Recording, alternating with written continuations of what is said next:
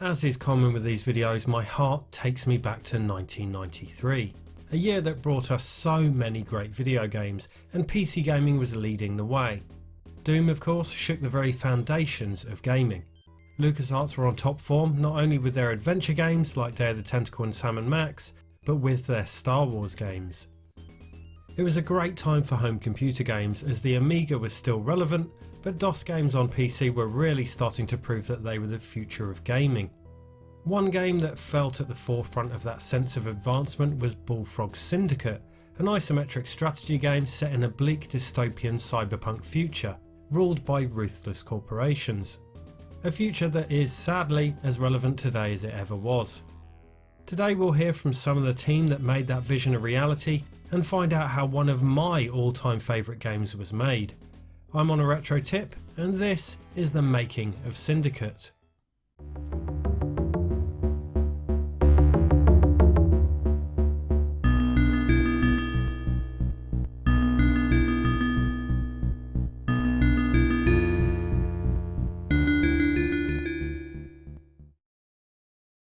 Bullfrog Productions are arguably one of the most memorable names from the early 1990s, particularly on DOS and Amiga. Based in Guildford in the south of England, Bullfrog was founded in 1987 by Peter Molyneux and Les Edgar. Their first game would be 1988's Fusion, a top-down shooter. This was published by Electronic Arts, who would be their publisher for all their games, eventually purchasing the studio in 1995. After Fusion, they struck gold with Populous in 1989. Populous is regarded by many as the birth of an entire genre, having invented the God game. It sold spectacularly well and is one of the top 5 best-selling PC games released before the year 2000. Their next effort was platform game Flood, followed by real-time strategy game Powermonger, which used the Populous engine, both released in 1990. A sequel to Populous came in 1991 with Populous 2 Trials of the Olympian Gods. Then in 1993 came a different kind of isometric game, Syndicate. A real-time strategy game, Syndicate saw the player take control of one of several megacorporations vying for total control of the world. They do this through the use of lethal, cybernetically enhanced assassins, whom they can control completely via an implanted microchip. Syndicate painted a bleak picture of the future, leaning heavily into a cyberpunk aesthetic influenced by Blade Runner. While Glenn Corpse created some of Syndicate's levels, the bulk of it was created by Alex Trowers. Glenn was designer on Populous, having inspired the game by creating its isometric blocks. Alex is joining us today along with lead programmer Sean Cooper. Sean and Alex created most of Syndicate, aside from the game's building blocks, which were created by Bullfrog's artists. Also joining us are Russell Shaw, who composed Syndicate's iconic music and created the sound effects, and Paul Walker, who created Syndicate's jaw-dropping animated intro. Alex and Sean came to Bullfrog via the same youth training scheme. What it boils down to is blind luck. I got into the industry through blind luck. Like, I bummed out of school. I didn't really have any qualifications. I didn't enjoy that at all. I ended up on a YTS scheme, essentially a youth training scheme as they were called back then, where supposedly they were teaching us programming, electronics and applications, so databases, spreadsheets. And I didn't really learn anything on the course. I already knew how to program a little, and it wasn't particularly good. And all the people who found themselves on this course were all the people who, like me, had kind of bummed out of school and weren't really into it for anything. But the one cool thing that they did do was they gave us work experience. They gave us really decent work experience placement, and I ended up at this little place, like a serious programming place.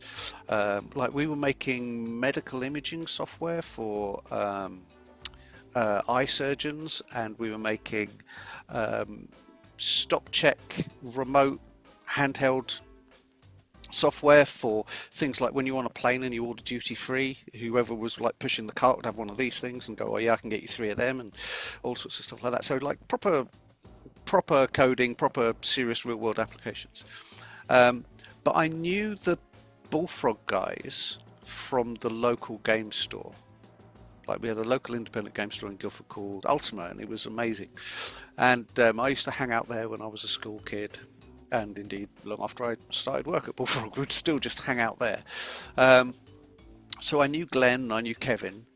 I used to bunk off school to play Populous with a friend of mine. He had an ST, and we would like of an afternoon when we got bored of school, we would just go back to his place, and this was one of the games we used to play, and it really struck a chord with me because I'd never seen anything like it before. Like, all of the other games I'd ever played, they required a joystick or something, and you moved this dude around and you shot things, and this game was really not that, and it kind of was one of the first games that kind of opened my eyes to the fact that games could be anything. They could be anything. So I was really interested by this. Anyway, one of the other Bullfrog people, Sean Cooper, he lived in Farnham, near where I did. So we get the bus in together. And not only that, but he had also been on this same YTS course as me, but just the year ahead. And his work experience placement was Bullfrog. That's how he got in. But we were chatting, and he said, look, why don't you come in to us? Because we're always looking for people. And so I did. I had an interview with Peter, and he finished the interview by saying, well, that's really, really good. Well, when could you start? And I was like, oh, okay, cool. Well, this could happen. And I didn't want to. The people that I was working for, they were brilliant, absolutely amazing. I love those guys. So I didn't want to kind of leave them in the lurch or anything. I said, so, give me, say, 2 weeks to square it with those guys and everything. And he was going, oh, that sounds really good. So I went back to the office and said, listen, I've had this offer, and I'm really interested. And they're like, no, whatever they're offering, we'll match it. Stay here with us. And I'm like, but this is kind of games, and it's something I really want to do. And again, prior to this point, I'd never realized that this was a thing you could do. This, I'd never realized this was an option. I mean, obviously somebody has to make these things, but I didn't realize that could be me. It's different these days. Anyway, so eventually they were like, okay, look, we're really sorry to see you go, but we understand. So 2 weeks later, I turn up at Bullfrog, and Peter comes in, and he goes, what are you doing here? I never offered you the job. And it's true, he hadn't. He just has a way of making you think things that aren't necessarily that don't transpire to be true. And Glenn has said this on a couple of occasions, that I wasn't the only person that this happened to. There's a couple of people have thought that they've had a job there, and he hasn't technically offered you the job, and he hadn't. All he was doing was inquiring as to what my availability was. But me, being this naive 18-year-old, I just assumed that this is how it worked, right? For over the next 6 months or so, every so often I'd get a call from Peter, and he'd be like, hey, listen, if you're not doing anything this weekend, can you come into the office? We want people in the office to come and play the game. We've got some journalists coming in. We want to make the place look busy. Would you mind coming in and doing that? And so, a couple of times I would just go, yeah, sure, why not? And none of it was paid. None of it was just, that was flood. And it was like, could you, let's see what you like with the editor. So I made a couple of, played with the editor a bit, made a couple of levels for it. I don't think any of them actually made the final game, but it was just sort of bums on seats and a bit of feedback about how the game played. And curiously enough, the person who had the job that I was going for was an old schoolmate of mine as well. And one day they'd gone out to the States for, it wasn't E3, it was whatever the big show was before it was E3. They'd all gone out to the States. I say all, there was like 5 of them. And he'd met a girl out there. And then one day he decided, no, this is it, I'm moving to the States, and just slipped a note through the door saying, I'm off, see ya, and dumped them in it. So Peter called me up again and said, listen, you were really enthusiastic. Do you still want that job? And I was like, yes, please. So sort of 6 months after I thought I had the job, he did officially offer me the job. It's not what you would call a conventional route into the industry. And it's certainly not something I would advocate for or recommend to anybody starting out these days. But that's how I got in there. I remember going in there, and I remember looking at a computer screen, and the computer screen was in color. It was 250, Commodore Amiga, 256 colors on the screen. I was like, oh my god, I've just entered color. Because I was so used to this black and white or 4 colors, those 4 kind of primary colors and stuff. Yeah, and then so I think in 1987 or 1988, I can't remember. It was before my 18th, it was before my 18th birthday, because I couldn't get on the YTS unless I was under 18.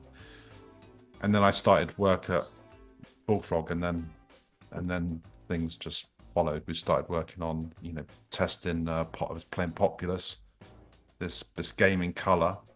Later, moving to the graphics of it. We did all the micros and stuff like that for it, but mostly testing to get it out the door. It was playing it multiplayer, playing it single player, and then getting into some programming tasks for Flood, which was my very first game. So I sort of head up the design for that, with help, right? So Glenn and Kevin and Peter were all really helping me to sort of, to get this game done. I remember meeting Joss Ellis coming down from Electronic Arts to have a look at it, and he suggested a couple of things that we implemented, and it was my sort of first kind of feel of mine, this sort of I'm creating this, I'm designing this, I'm creating this, and that felt really good. So I was probably 19 at the time, and I was thinking to myself, this is just awesome. Russell Shaw also came to Bullfrog through an unusual avenue. I always wanted to be a record producer. That was my my dream, sort of in my when I was at university. I did economics at university, which was just a complete waste of time, really, as it turned out. Sort of forced into a career path following on from A levels, really. And then coming out of university, I needed to take some time out and just went traveling. And then when I got back, I saw there used to be a newspaper called NME. Do you know NME? And in that was an advertisement to become a record producer, basically do a course to become a record producer at the London School of Audio Engineering. And so I thought, do you know what, I'm going to go for it. And I did a year and a half there, did my certificate, and then got my diploma. And when I came out from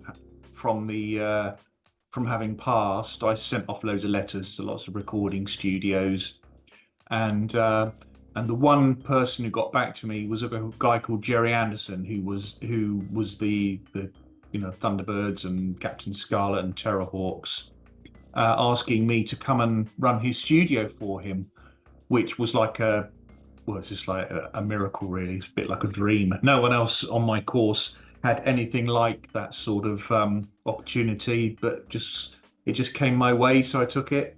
When I joined Jerry, I was mixing episodes for release onto different formats, because I think it had already been aired, but they wanted to put it on different formats. So I had to, first of all, transfer it to what was called a U-matic, which was like the video industry, broadcast industry video standard at that time. Put it onto U-matic, ready to be able to transfer to different formats. And that was the first thing I did when I went there. Then I was put onto a program called Space Police, which later became Space Precinct. And then he put me in charge of a program called Dick Spanner, which was like a 5-minute sort of comedy animation that was broadcast on Network 7 on Channel 4 at that time. So yeah, I had a sort of a baptism of fire, really, and it was a real steep learning curve. And although it wasn't working in music or record production, that the studio that I was running was also being used by bands to record album demos and actual albums there. Actually, Chris Rea had done his there, Marillion, Bill Wyman had worked there, Elton John had been there, and I sort of found my way into music in, sort of indirectly by working for Jerry on sort of TV production, but in the sort of down periods we were recording bands as well. I was working with a record producer at that time called Stuart Epps. He was quite well known, and I learned everything from him basically on music production, on just how to make a record. So for the next 4 or 5 years, it was just working at that studio. I just started to become disillusioned with it. I got ripped off quite a lot of money being owed to me by somebody, and I just thought I would really like to have a change in direction.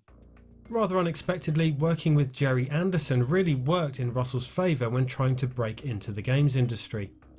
I was a very mad gamer at that time. And I remember games at this time were sort of 8-bit, just driving games and text-based adventures, that sort of thing. But still, it really grabbed me, and I absolutely loved it. And I thought, I'd really like to get into gaming. And I really wanted to buy a PC, although at that time, it was like I think the 386 had just come out, and they were sort of outside my reach in terms of the amount of money they cost. But still, I was buying a magazine called PC Format because I just loved reading about computer games. Ultima Underworlds had just come out, and it was looking like it was forging a path to better and better things from text-based games into actual visual game realms that you could sort of immerse yourself in. And one of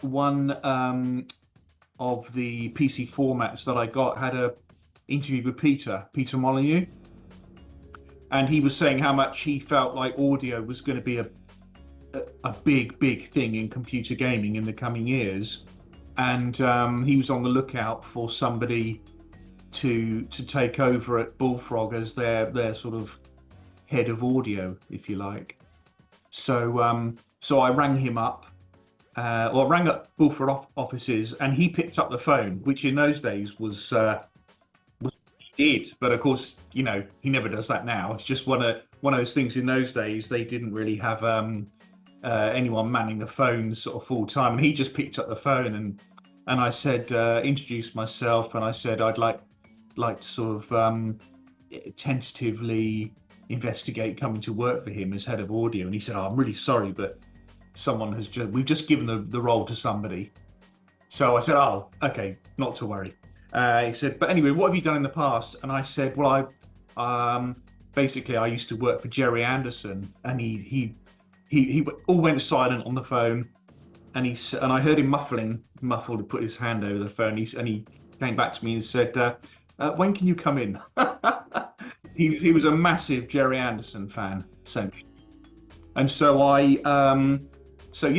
went in totally green with regards to what computer games were about, in development terms, what was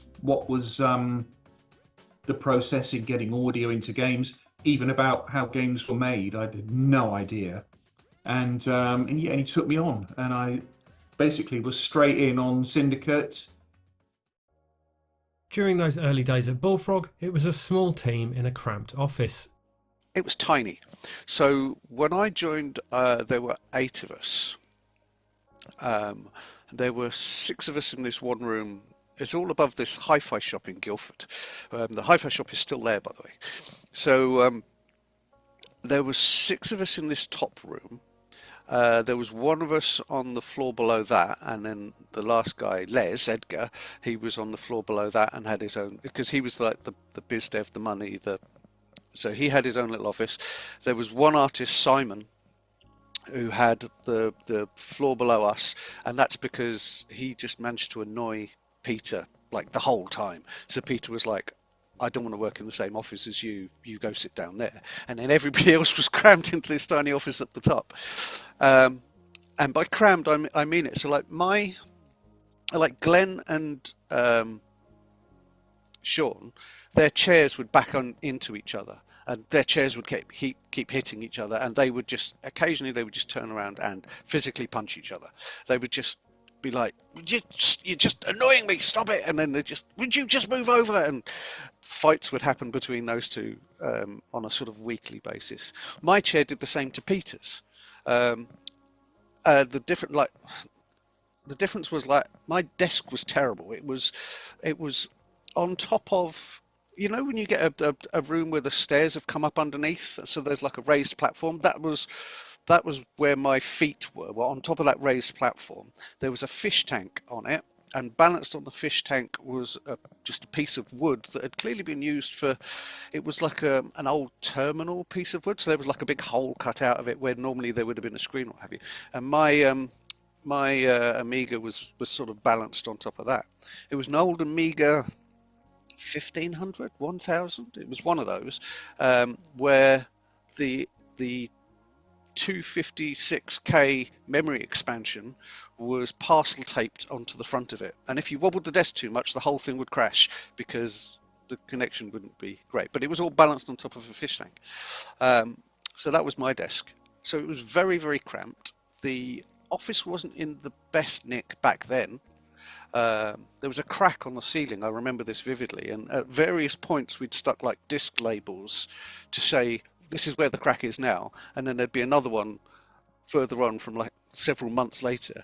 And there was a coin, there was like a 2p that had been wedged into it, and we said if that ever falls out, we leave.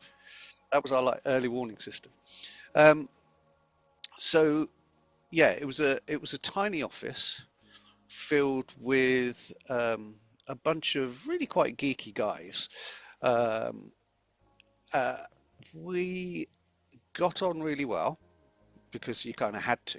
And he had like Peter. Peter was basically on the phone the whole time to journos and publishers and what have you. And we could just hear him whittling away in the background. Gary Carr, he was the other artist. I always look upon Gary as my kind of industry mentor. Like, he'd been there, seen it, done it. He was at Palace before then, and he best mates with the bitmaps, and he just seemed to know how the industry worked, and he kind of took me under his wing, because obviously I think I'd already proven myself to be this naive idiot who knew nothing. And so Gary was just like, no, look, this is how that works, this is what we mean when we say this is what you have to do when that happens. So he kind of did that to me. Yeah, so that was it in the early days. But it was a hell of a time, and like seeing all of my friends at the time where they were working in banks, in stores, in places like that, and then I'm going to this office where no, we don't wear suits, no, we don't have to deal with members of the public, we just make games, and it was fantastic. As I always used to say, it beats working for a living. Pretty soon it was time for Bullfrog to look to their next game, a game which would be quite the departure from their previous releases. The team recalled the genesis of the idea. Went down the pub. It was one day, I think we'd finished something. What's next, Sean? You know, what's going to be next on the cards? And literally, we drew what the start of Syndicate was onto the cliche of a napkin. I mean, it wasn't a piece of paper; it was literally a napkin. I think we had something to eat in this pub. Can't remember the name of the pub, which give a shout out to that if I can remember. But the whole team, Alex was there, Glenn was there, Les and Peter were there. I think a guy called Simon Hunter was there. So the whole sort of Bullfrog sort of team was down the pub, and we just wanted to do this kind of living world. I wanted to do a real-time strategy game. I had so many things in my head. I wanted to do real-time strategy. I wanted it to be, I wanted to do cars on roads. Right. I think that was the biggest thing. And then I think someone mentioned Blade Runner. That so all of a sudden there was start of things coming in, and I think we named it Bob in the beginning, Blue and Orange Bloke, because I think that's the graphics that Simon drew. So when I joined in 1990, we were making Powermonger at the time. We'd finished Flood by the time I finally got the job. We'd shipped Flood. So we were making Powermonger. There was an embryonic thing called Cyber Assault on the Amiga, which was like 4 guys clustered around, running around, shooting things. But it was so simple. It was pretty much 2D. Simon Hunter, the artist that Peter didn't like, had made a character, this Blue and Orange Bloke, which is where we get the name Bob from, Blue and Orange Bloke. And I'd done some animations for him, and it was like a side-on platformer. And so that was another avenue that was kind of being talked about for Syndicate. But nothing really started in earnest until we'd finished Populous 2. So after Powermonger, we did like a data disc for Powermonger, then we did Populous 2, and then we did a data disc for that. And towards the end of that, we were like, right, what's our next thing going to be? And the origin of Syndicate was like, so we were talking about revisiting Cyber Assault and briefly this Blue and Orange Bloke, but that was never really serious. We went to the local Pizza Hut, and we just started talking about this thing and the living, breathing city, like everything that we did back then, pretty much. The common theme was kind of voyeuristic. Here is a world. The world works whether you're there or not, right? And this is one of Peter's sort of core tenets. He wants to be able to just look at this world and see that it works and it follows its own rules and it does everything. And then every now and again he wants to poke it with a stick, and we can make some really big and really interesting sticks. But the core tenet is that the world just works. It feels alive, feels like it's greater than the sum of its parts. So trying to simulate a city was a big thing. Then we got the idea to have these kind of the drugs in the head thing, the chip, all came about from the whole, well, we kind of want control over these guys, but we want this degree of ambiguity about it as well. We want them to have their own personality, and for you to be able to change that, so you're just tweaking stuff and then they're reacting accordingly, because that to us was more interesting, that make this guy shoot those things and don't do anything unless I've told you to do it. No, we wanted them to do their own thing and react, and you would just tweak the parameters as you went. So there was that. The Pizza Hut is also where we came up with the Persuadertron, so that the extrapolation of, so if everyone's got this thing in their head, what if somebody hacked it? Oh, well, let's have a thing that hacks it, and so on and so forth. And then that was the kind of genesis of it. Was it a Pizza Hut or was it a pub? We'll let Alex and Sean argue that one between themselves. Regardless of the location, it's clear that the design process at Bullfrog was a collaborative one. We used to have sort of team meetings around a table at the back. At that time, there were only about, 10 of us, 12 of us in the whole company. So we would have myself and Sean, Peter, Alex, and a couple of artists. Gary Carr was there at the time. Gary now runs a company called 2 Point. They do 2 Point Hospital. Mark Webley was there as well. He runs that with Gary. So we used to have these meetings around a table, and they would talk about the game. And at that time, I was sort of feeling a bit like a child who'd been allowed to stay up late, listening to these guys talking about computer games and how, what they were going to be doing. And then it was sort of left to me to work out for myself how I would put audio into the game. Broadly speaking, yeah, it's absolutely true that everybody at the company felt that they could get involved with the design and were encouraged to do so. All of the very best features in any game comes from somebody, anyone, saying, hey, wouldn't it be cool if this? and then you talk about it for a bit and go, oh, well, yeah, and then that could lead to this, and that'll spark somebody else off, and where you end up is almost never going to be where you started, and that core, wouldn't it be cool if this, may fall by the wayside almost immediately, but it will always lead to some revelation. It'll lead to some little tweak, some little quirk or feature or something that you put in and you go, actually, that's really, really cool. How the hell did we get there? Well, it started with this guy doing that. And that only comes about when people feel empowered to be able to speak up. And you haven't got people who are going, it's not my job to do that, or I'm not interested in the game side of things. I only want, and we were a whole bunch of people who would do all of this. The flip side is, well, this is something that Glenn has said relatively recently. Obviously Peter was the front for Bullfrog and is the name most synonymous with Bullfrog, and he was very much seen as the creative figurehead, and he was Bullfrog, and all of the Bullfrog games were his things. That's so not true at all. He had almost nothing to do with Syndicate from a conceptual standpoint and from a practical standpoint. He was building Theme Park at the time, right? Or shortly after we started Syndicate, he moved on to Theme Park. Because of this collaborative design process, many of their games would credit the design to Bullfrog Productions rather than the individual team members.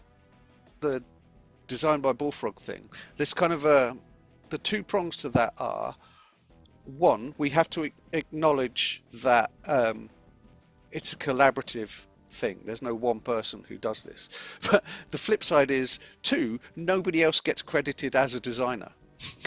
It's only ever Peter who gets the credit, even though technically in the credits he's never actually listed as a game designer. He's all, So it was an interesting thing. It also meant that if we ever forgot somebody in the credits, they could kind of look back on that and derive something from it at least. It's a bit like Paul McCartney and John Lennon, isn't it? That Paul McCartney actually wrote the songs, but John Lennon got a bit of a credit through some agreement, right? And I think that it should have been more true to the actual people that were putting in, a lot more effort than others and it should have probably been prioritized towards that. I heard that feedback from someone. It didn't bother me so much, but it bothered others, and because I think as we moved forward, it changed because it bothered people that it was categorized as being designed by Bullfrog. It wasn't something that I was really mindful of, and it doesn't matter so much today, because most people quoting me of having done a lot of the work anyway. So, but for the others, right, for the ones that are on the sort of on the fence of it, or their first game, for instance, then I think it's important for them. The bulk of the art was created by Paul McLaughlin and Chris Hill, both of whom are sadly no longer with us. The front-end graphics for the menus and so on was created by Phil Jones. We had some absolute brilliant pixel pushers. People like Paul joined shortly after I did, and he became the art director and has basically been Peter's art director ever since. He died a few years ago, which, by the way, that is another common theme. We are aging out of this industry, but quick. But his pixel art was amazing. He could turn his style to be anything. So if somebody else had already produced the art or produced some art for it, he could mimic that, and suddenly we're able to expand the art assets massively. I think Paul sort of joined us in 1990 or 91, Paul McLaughlin. I don't think he's with us now because I think he passed away. And he followed Peter all the way through to 22 Cans. And that's where the real sort of art started to come in. Paul was also a driving force behind the decision to take Syndicate down the Cyberpunk route, heavily influenced by Blade Runner, with his art influencing the vibe of the game. It was all Paul. It was he loved Sid Mead stuff. He loved Blade Runner, and it was like, how do we make Blade Runner? Let's do this thing. So yeah, all of the visual style of it, the setting, all kind of stemmed from Paul's lead on this, and we went with it because that sounds really, really cool. Like there was a point, and this may have been actually before Paul arrived, where it was going to be much more military, your crack special forces, when it was cyber assault, your crack special forces, what have you. But then the idea that there was this corporations, the idea that it was people who could almost blend in as civilians, like the look of the agents, and I always loved it. And Paul went into so much detail with that. Like all of their skin is this, they get covered in rubber to give them more durability, and then they've got this mask so you can't see just how horribly disfigured they are, and the sunglasses, and the trench coat is there because it's really good for concealing the weapons, and there's this whole thing like that. But it's that his kind of attention to detail on that and the setting. The thing that always kind of struck me was his lighting model for it, because obviously there's no in-game lighting, there's no dynamic lights or anything like that, but the way he did everything, so instead of everything being lit from the top down, there was always this conceit that the ground was really bright because of all the street lights, but as soon as you get a couple of blocks up, everything just fades to blackness, and it's always like night sky, night city. But so it was night without you ever actually looking up and seeing that the sky was dark, but it was always the tops of the buildings were always dark, and all of the interesting stuff and all the interesting silhouettes, or sort of reverse silhouettes that you get down at the city level. The idea that would be insanely light polluted because the city is 24/7. People are always out on the streets. But yeah, it was all, can we do Blade Runner? And then something that the press really, really latched onto, like when they'd come and they'd look at it, they'd be playing Syndicate, and then they'd step out of the office, because we were all up on the research park then, and they'd go, "Oh, you've just basically modelled it on this."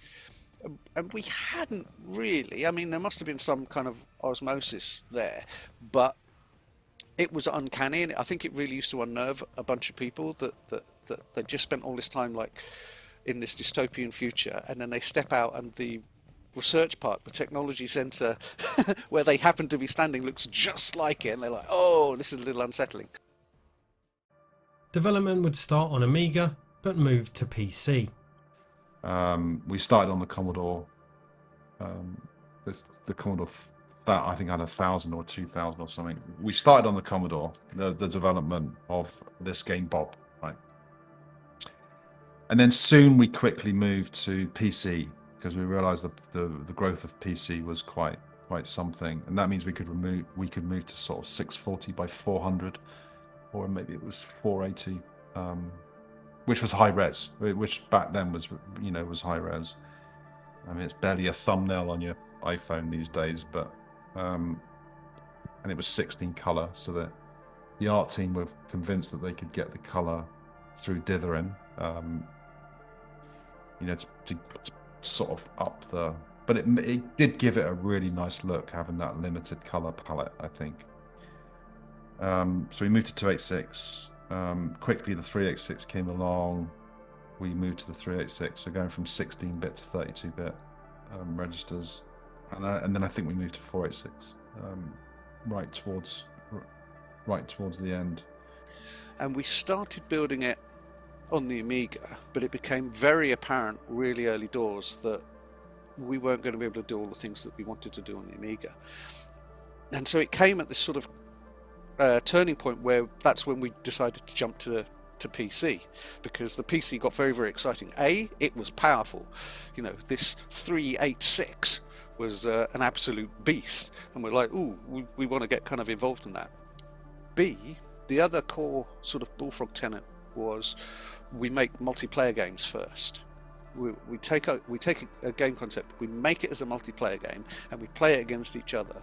And by doing so, as long as you've got the technical side sorted, the network communication stuff sorted, it's a lot easier to make changes to the game where you're not having to rewrite an opponent where you can just go to the human, okay, let's play it in this style now, or what happens if you don't use those things, or what happens if you only use those things, what happens if, how does that feel, how does that change the game, can we make missions out of that, can we make levels that sort of revolve around that principle, oh, this feature's bugged and is OP, right, nobody used that. It's a lot easier to say that than to go in and change all the code and then redistribute it and then jump through all of those hoops, right? So the fact that the PCs were able to do 8-player rather than us having these serial cables draped across the office so we could play 2-player, which was still fun, but you know, it was a very, very appealing thing to us. And there was a weird moment relatively early on when we were in this sort of hybrid phase where some of the tools were still on the Amiga and some of the tools were PC. So all of the mission building stuff was on the PC, but all of the city building stuff, all of the layout of the city and the block placement was all done on the Amiga. And so I was constantly having to hop between the two machines. And on the Amiga it was really super restricted as well, because I would make buildings, I would make the city out of a series of building blocks that were edited like 8x8 by, I think they were 12 high at a time. And that's all I could see of the city would be like, right, I'm going to have one that does this and I'm going to have another one that does this, and when I piece them together and then go back onto the PC and then I can look at it in its glory. So there was a lot of sort of back and forth between them. And then on the PC, that's where you would be placing all of the units. That's where you place all of the interactable stuff. So like the smashable windows and the doors and the traffic lights and the cars and everything, all of that was placed on the PC. And then that's also where you would set up the parameters for the missions, right? So the mission ends successfully when this guy dies, and the mission ends as a failure if this guy dies, and at this point, and this is where all of the enemy teams start, and so on and so forth. But that was it, yeah. So but it was a lot of fun moving to the PC for all of those reasons, the fact that we had a network and everything. But again, there was a learning curve there, and I vividly remember day one when everybody's got the new PCs. We've got it set up on this thing called a network. So gone are the days where literally we would get the floppy disk with the latest build on and throw it across the office at the person who needed the latest version. It would be, oh, if you look on this place on the network, there it is. It's just sitting there already. But Kevin, in his infinite wisdom or massive naivety, everybody had like I think it was an 80 megabyte hard drive on their PCs. And we're like, wow, 80 megabytes, this is ridiculous. We'd had like 20 megabytes before, but 80, wow. And the server, because we knew this was important, it had 200 megabytes, which lasted one day before it was full. And we were just like, oh, hang on, these numbers just don't make sense anymore. And then so yeah, it was a big learning process for everyone involved, but it was great. Alex and Sean would host after pub and weekend gameplay sessions with their friends to playtest the game, and would adjust the game's parameters on the fly.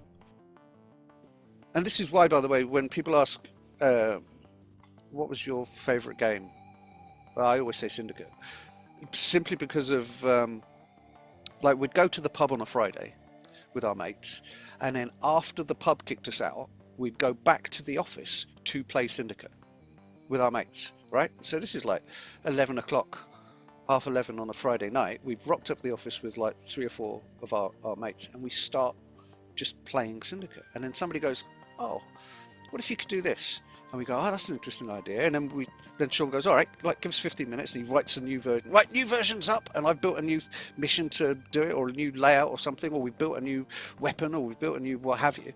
And then everybody plays it again. They go, oh, yeah. Hey, what about this? Oh, that was really cool. That worked well last time. Let's try this one now.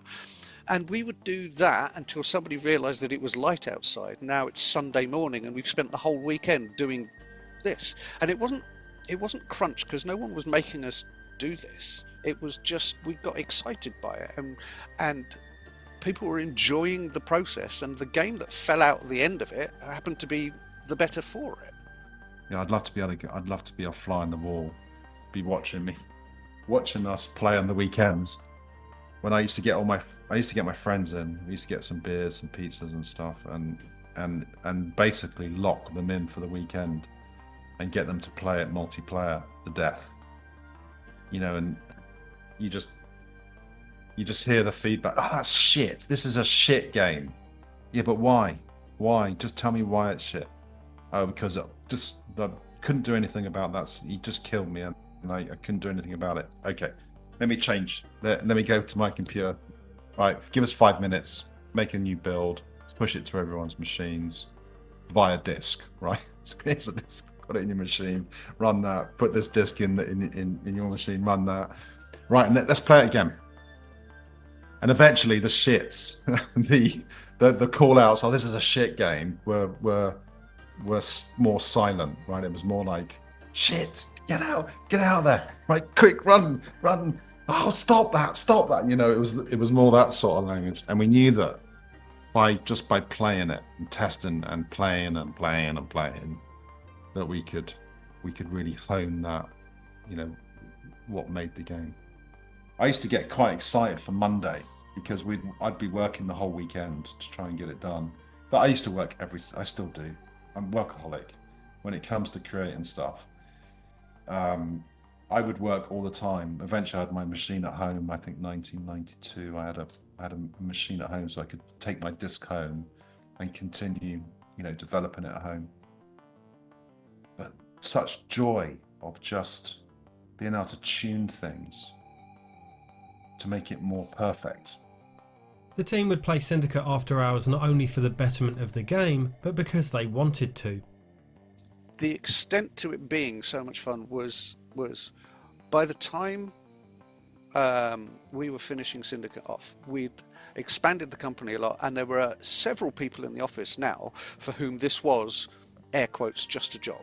They loved doing it, but for them it was a 9 to 5, you know, and they would clock off and they would go home because they had things like, you know, family and other things that they wanted to do. And to start with, I really couldn't understand that. I was like, why are you here? Why are you doing this?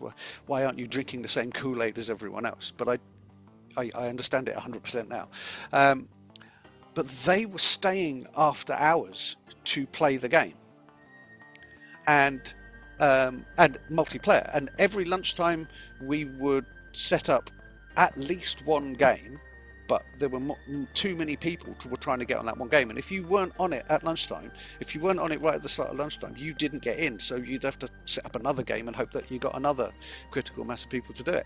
But that's when we knew we had something really, really good, was when even the people for whom this is just a job were going, I want to play that. We were like, holy crap, this is excellent.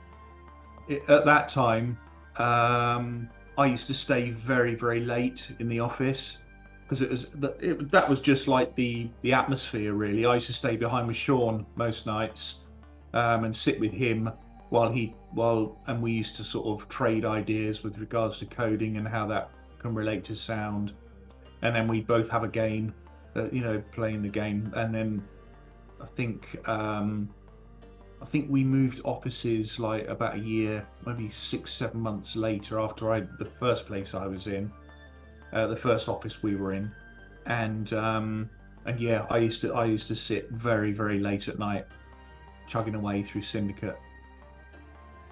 Very enjoyable times. There was a journalist called Rich Longhurst, and he would come around once every couple of weeks, but it was always the same, and we began to notice the pattern, and he would always arrange to come at just before lunchtime, and it would always be when Peter wasn't there, and he would always come to see Peter and do some interview with Peter about something, and we'd say, oh, well, we're terribly sorry, he's not here. I mean, you can hang on and wait for him if you want, just sit there and wait. We're about to just play Syndicate. And he go, oh, do you mind if I join? And every couple of weeks he would come at lunchtime.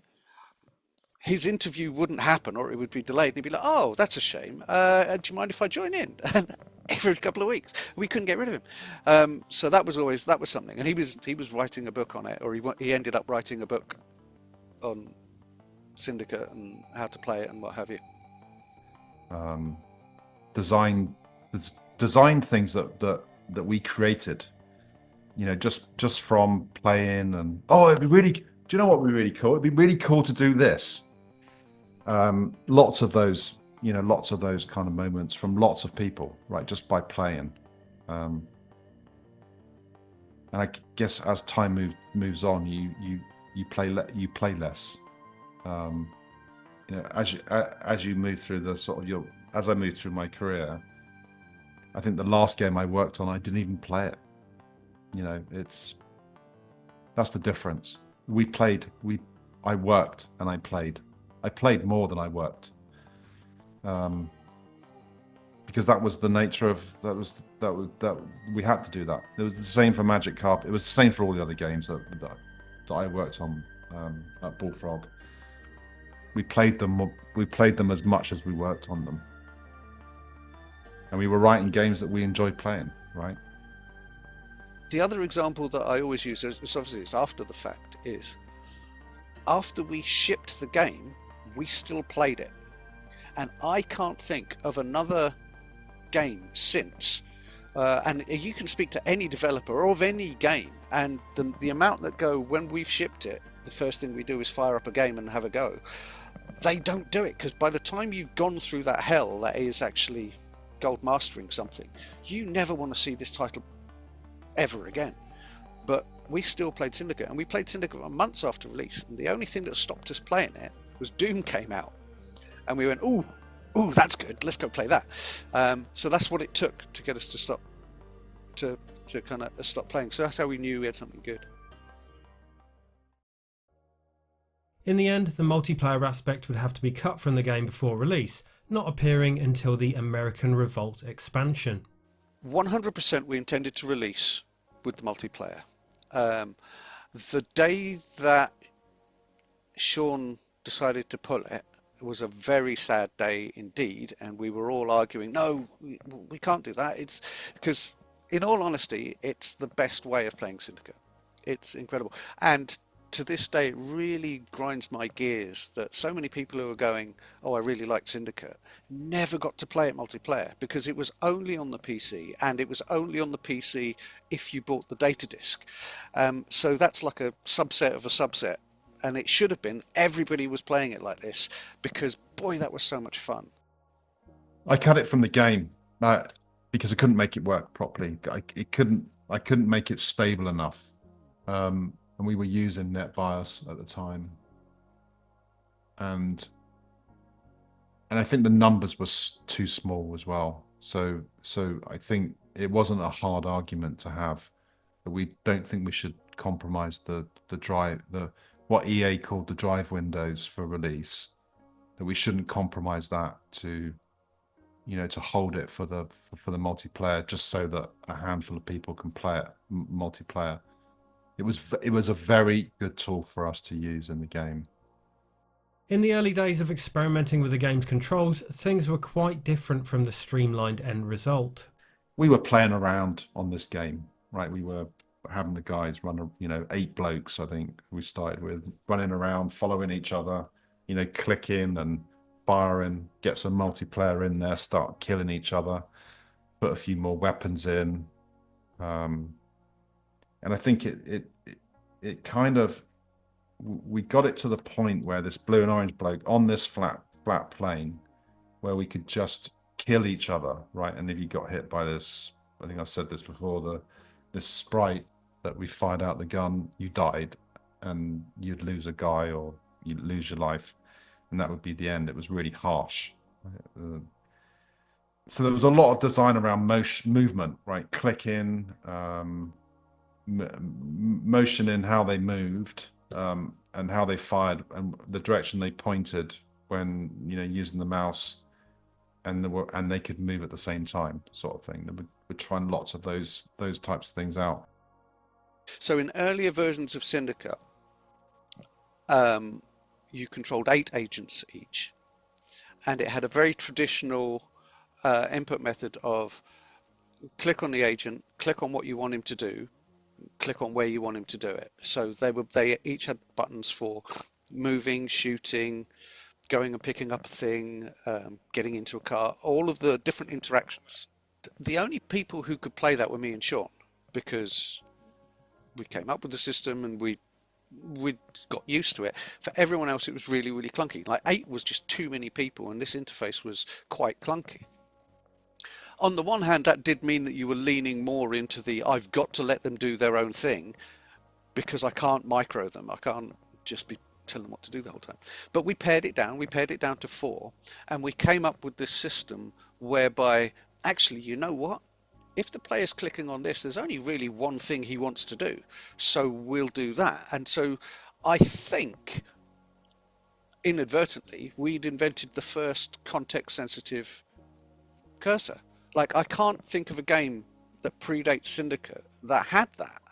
I'm happy to be proved wrong. And again, it's not something we ever set out to do or particularly thought about once we'd done it, but we were like, oh, this is quite an elegant solution. So the fact that the cursor then changes to this little claw when you're going to pick something up, the fact that you've always got access to shooting on the right mouse button. Yeah, that was a big thing. That was a big thing for me, to have that kind of operating system, you know, sort of like a D-Paint. Right, D-Paint did that. You know, it had different well, we should have different cursors. We can do different cursors, and we can do different you know. So I think in the editor, I think that's where it came. That's where it came from. That we could do, you know, we could have different.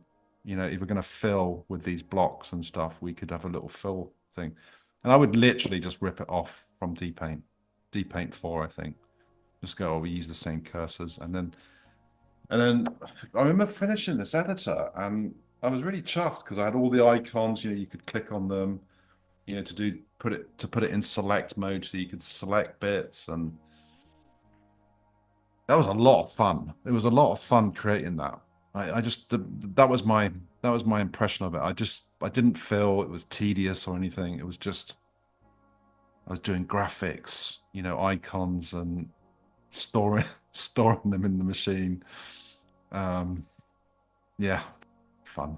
It was just fun. Another iconic Amiga game that released in 1993 was Sensible Software's Cannon Fodder, which coincidentally used a similar context-sensitive cursor, again using the left mouse button to move the team and the right to shoot. And that's a case of sort of convergent evolution. Like we weren't playing their stuff, and they weren't playing ours. They came out so close together, and both of their systems had to have originated at around the same time. But yeah, but the fact that it was like, and if it's on a car, you're going to go and get in the car, and if it's on a weapon, you were going to go and pick up the weapon. And there were edge cases, like when there was a weapon drop where the car was. Well, no, then you'd have to, one of them would take priority, and you either have to move the car first, then pick the weapon up, or you know. But by and large, it worked really, really well. Yeah, that was funny, wasn't it? I remember playing it, and I just remember thinking, it's like they had a spy, you know, sort of watching us, because I didn't know anything about that game until someone put it on my desk and said, well, there was some write-up about it, and then we were just about to launch Syndicate, and I remember going, oh, this is like 4 blokes, or whatever it was, and I remember playing that. It was awesome. It was such a great game. Everything would have to be built from the ground up for Syndicate, including the engine and tools. It was all built from scratch, and again, it had to be, because this is the first thing we built on PC. Glenn was our engine guy. He was always our engine guy, but and I was under the impression that he'd basically written the engine for this, and Sean had kind of taken it over and tweaked it. But it turns out that's not necessarily true, and Sean had done most of the legwork, thanks to a lot of heavy-duty conversations with Glenn. The main issues we had with it were the 3D-ness of it and how much we could draw at any one time. So, in point of fact, the game is basically, it's a background. When you scroll, we only ever render the edges, and then we shift the whole lot, so we're not redrawing all of those blocks again. It's an image that moves, and then we just redraw the edges. But then the problem comes when things have to walk behind other things. So we're constantly having to redraw the blocks that we're standing in front of, and then we have to kind of work our way back up the the tree of all of the blocks that could now be obscuring you, and go, do I need to draw something else here? And so there was this routine called cover sprite, which like 90% of the rendering code was that one routine to make this as efficient as possible. And it was an absolute ball ache for them to do it, because the other thing is, we were one of the, at the time where we came out, we were one of the only games who were doing it in, and I'm going to use the words, high res, 640 by 400. We were, like most of the other games, would just do the MCGA stuff and the 320 by 256. But yeah, so we only had the 16 colors, and we did it in the 640 480. But because the screen was that much bigger, obviously rendering everything was a no-no in terms of frame rate. So yeah, it is optimized to high heaven, and is very specific to that one view at that one moment in time. So it's not, yeah. Obviously, like later on when we started doing things like Magic Carpet, and it's a lot more freeform, and you've got a lot more freedom over where you can put the camera and the kind of things that you can show. It comes with its own limitations, but yeah, it was a really interesting technical exercise, and Sean was brilliant at it, especially if you consider that was only his second game. Like, he'd made Flood, and he kind of cut his teeth on Flood, which was the water physics notwithstanding, was a relatively simple game. But it was a solved problem, right? It's a platform game. Everyone knows how you write platform games.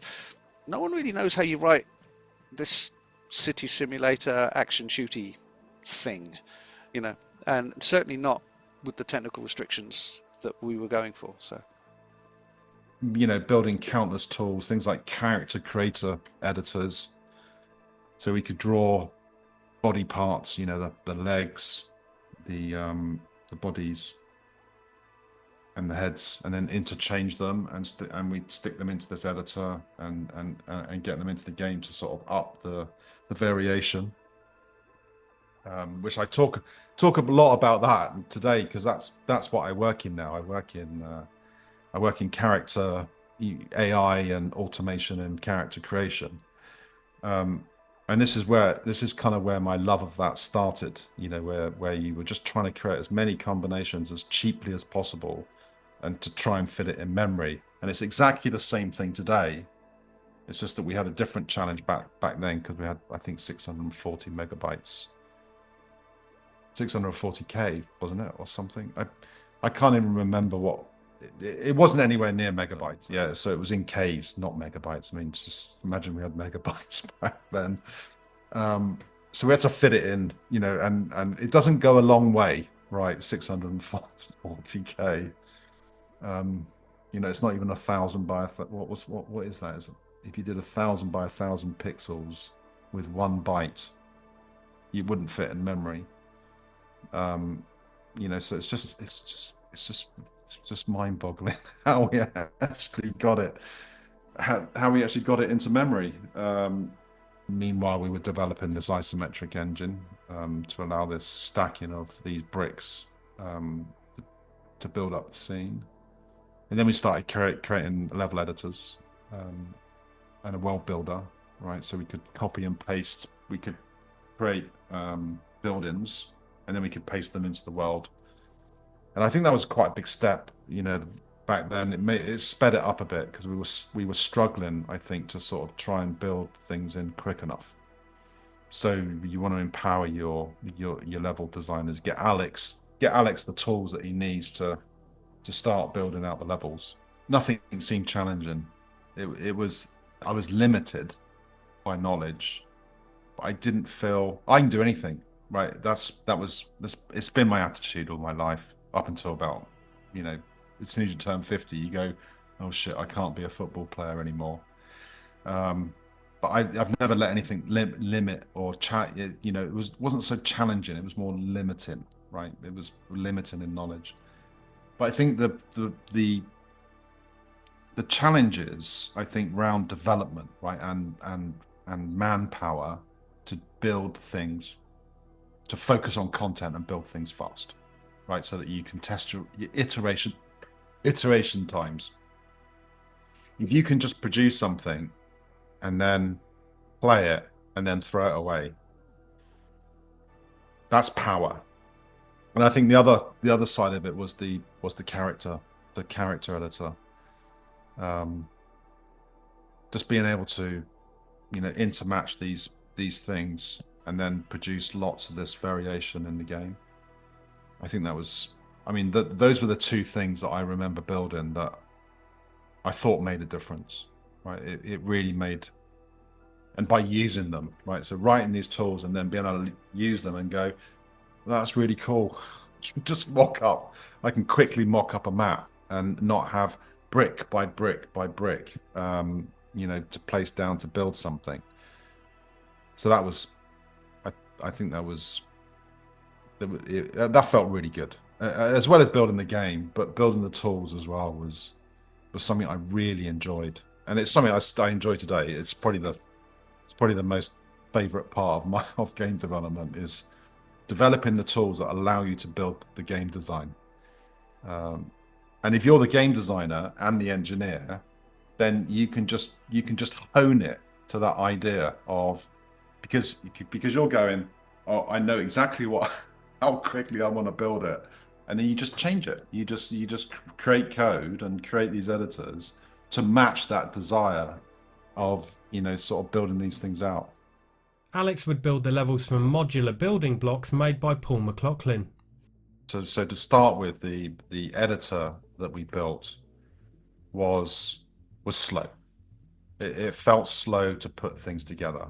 So I thought if we could create like some bigger building bricks. So we've got these isometric bricks that are the small part. If we can build those into bigger blocks of content and then just paste them around and have it merge them all in just by a bit like D-Paint. I think I was inspired by D-Paint because you paint some pixels and then you could select an area and you could paint that group of pixels. So it took that principle and basically you designed this thing in this building editor, like a voxel editor almost, and then you saved it and now it was a brush, right? And now you can bring it into the world and paste it around. So all of a sudden worlds were very quickly knocked up.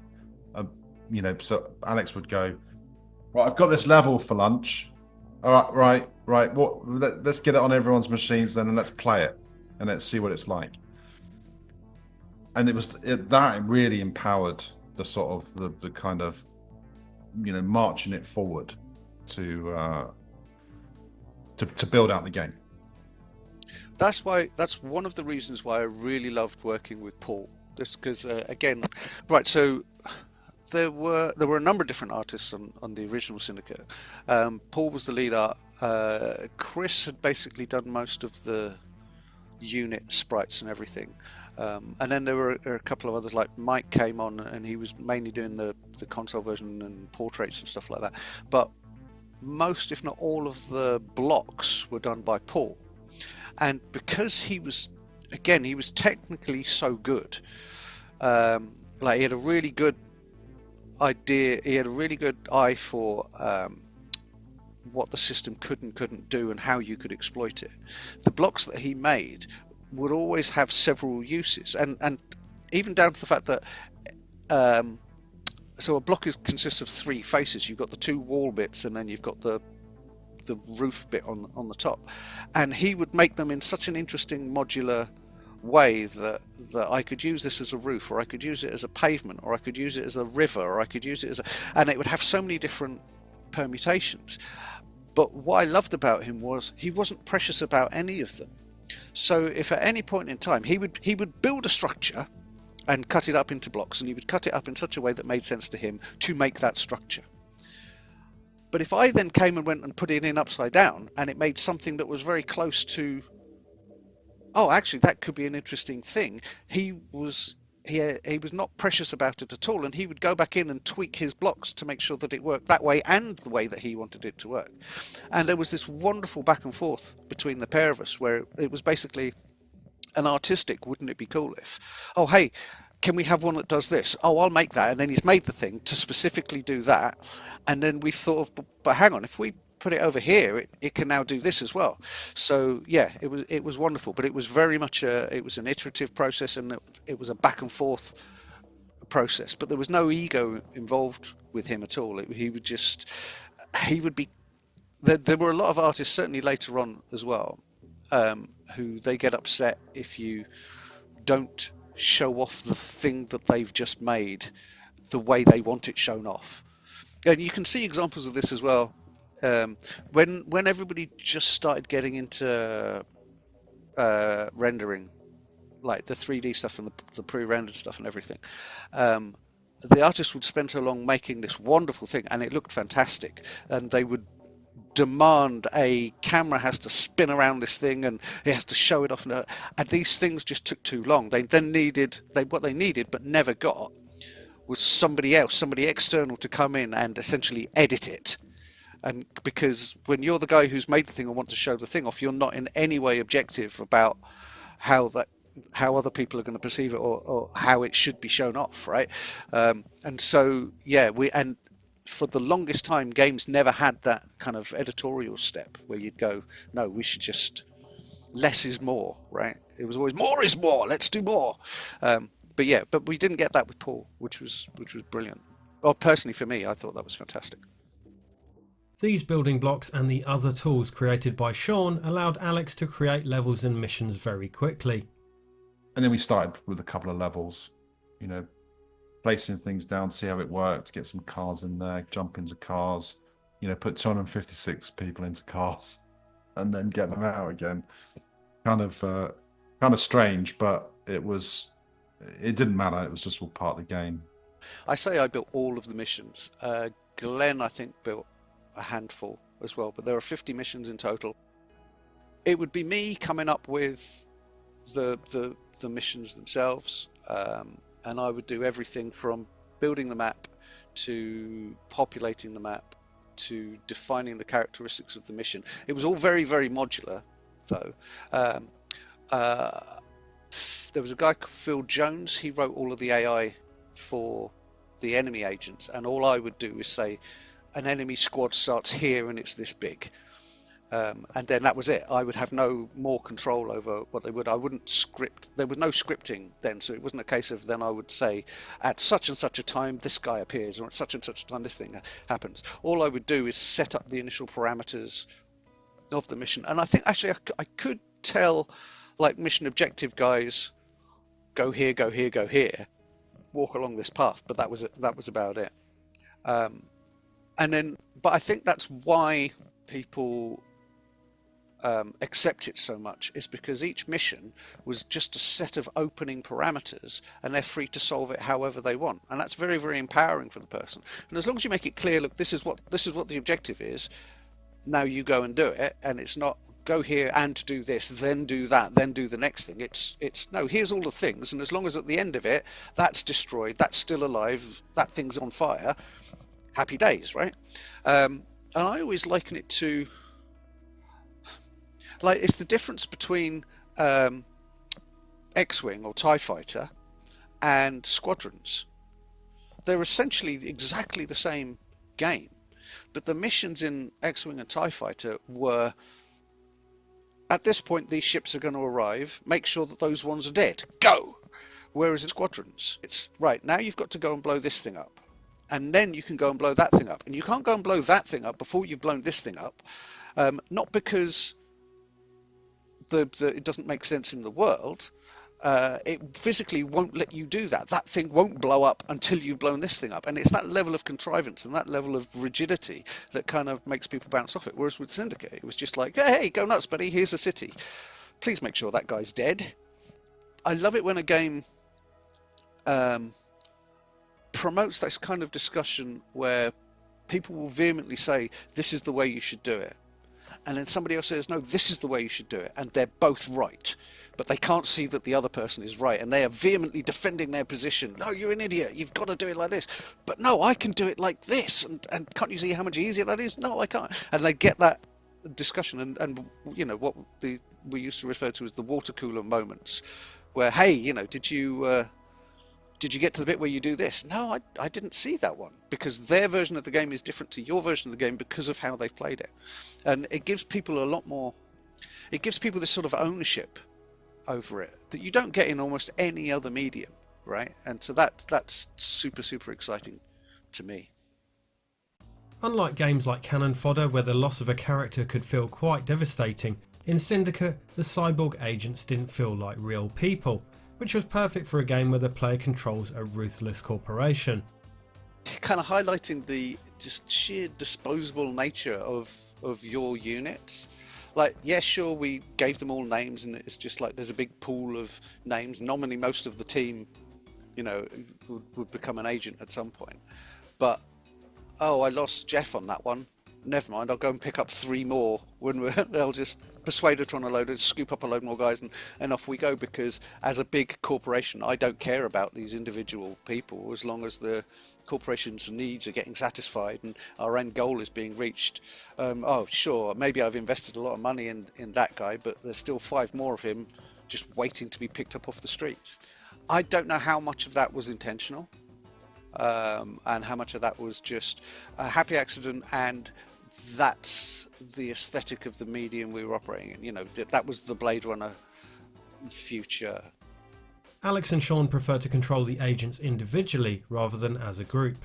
And the way I used to play Syndicate, and the way that Sean used to play Syndicate as well, was we would do it very much as it was about squad movement through the space. So we would have like our hands on the number keys, and it would be Agent 1 that corner, Agent 2 that corner, Agent 3, and they would like kind of move in this organic thing, like buddy leapfrogging each other as we moved through the map, right? And then eventually we put in the group button, and all that went away. For the vast majority of players, they just went group, and maybe occasionally they would take advantage of the disperse group.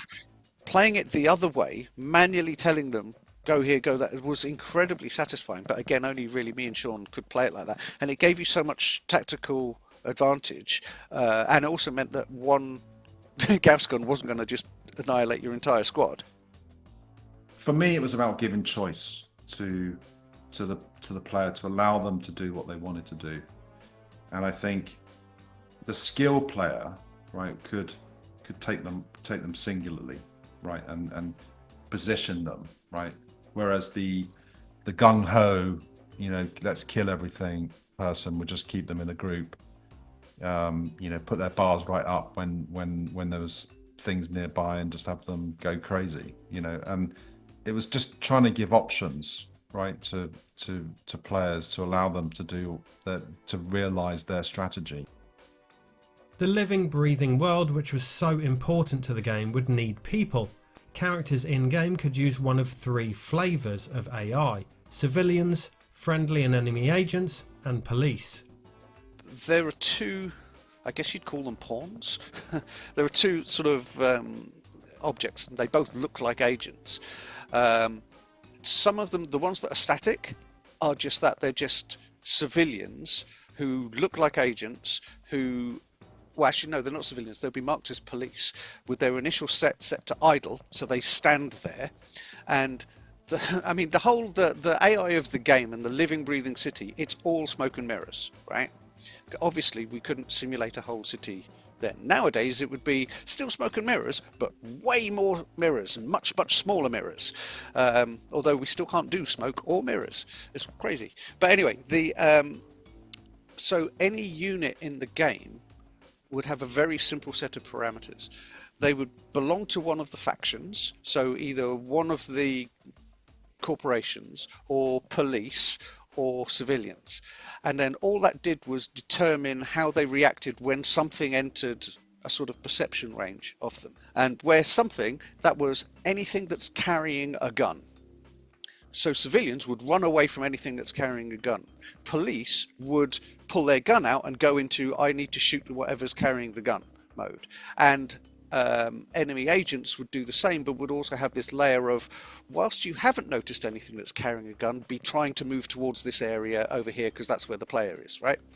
And that's it.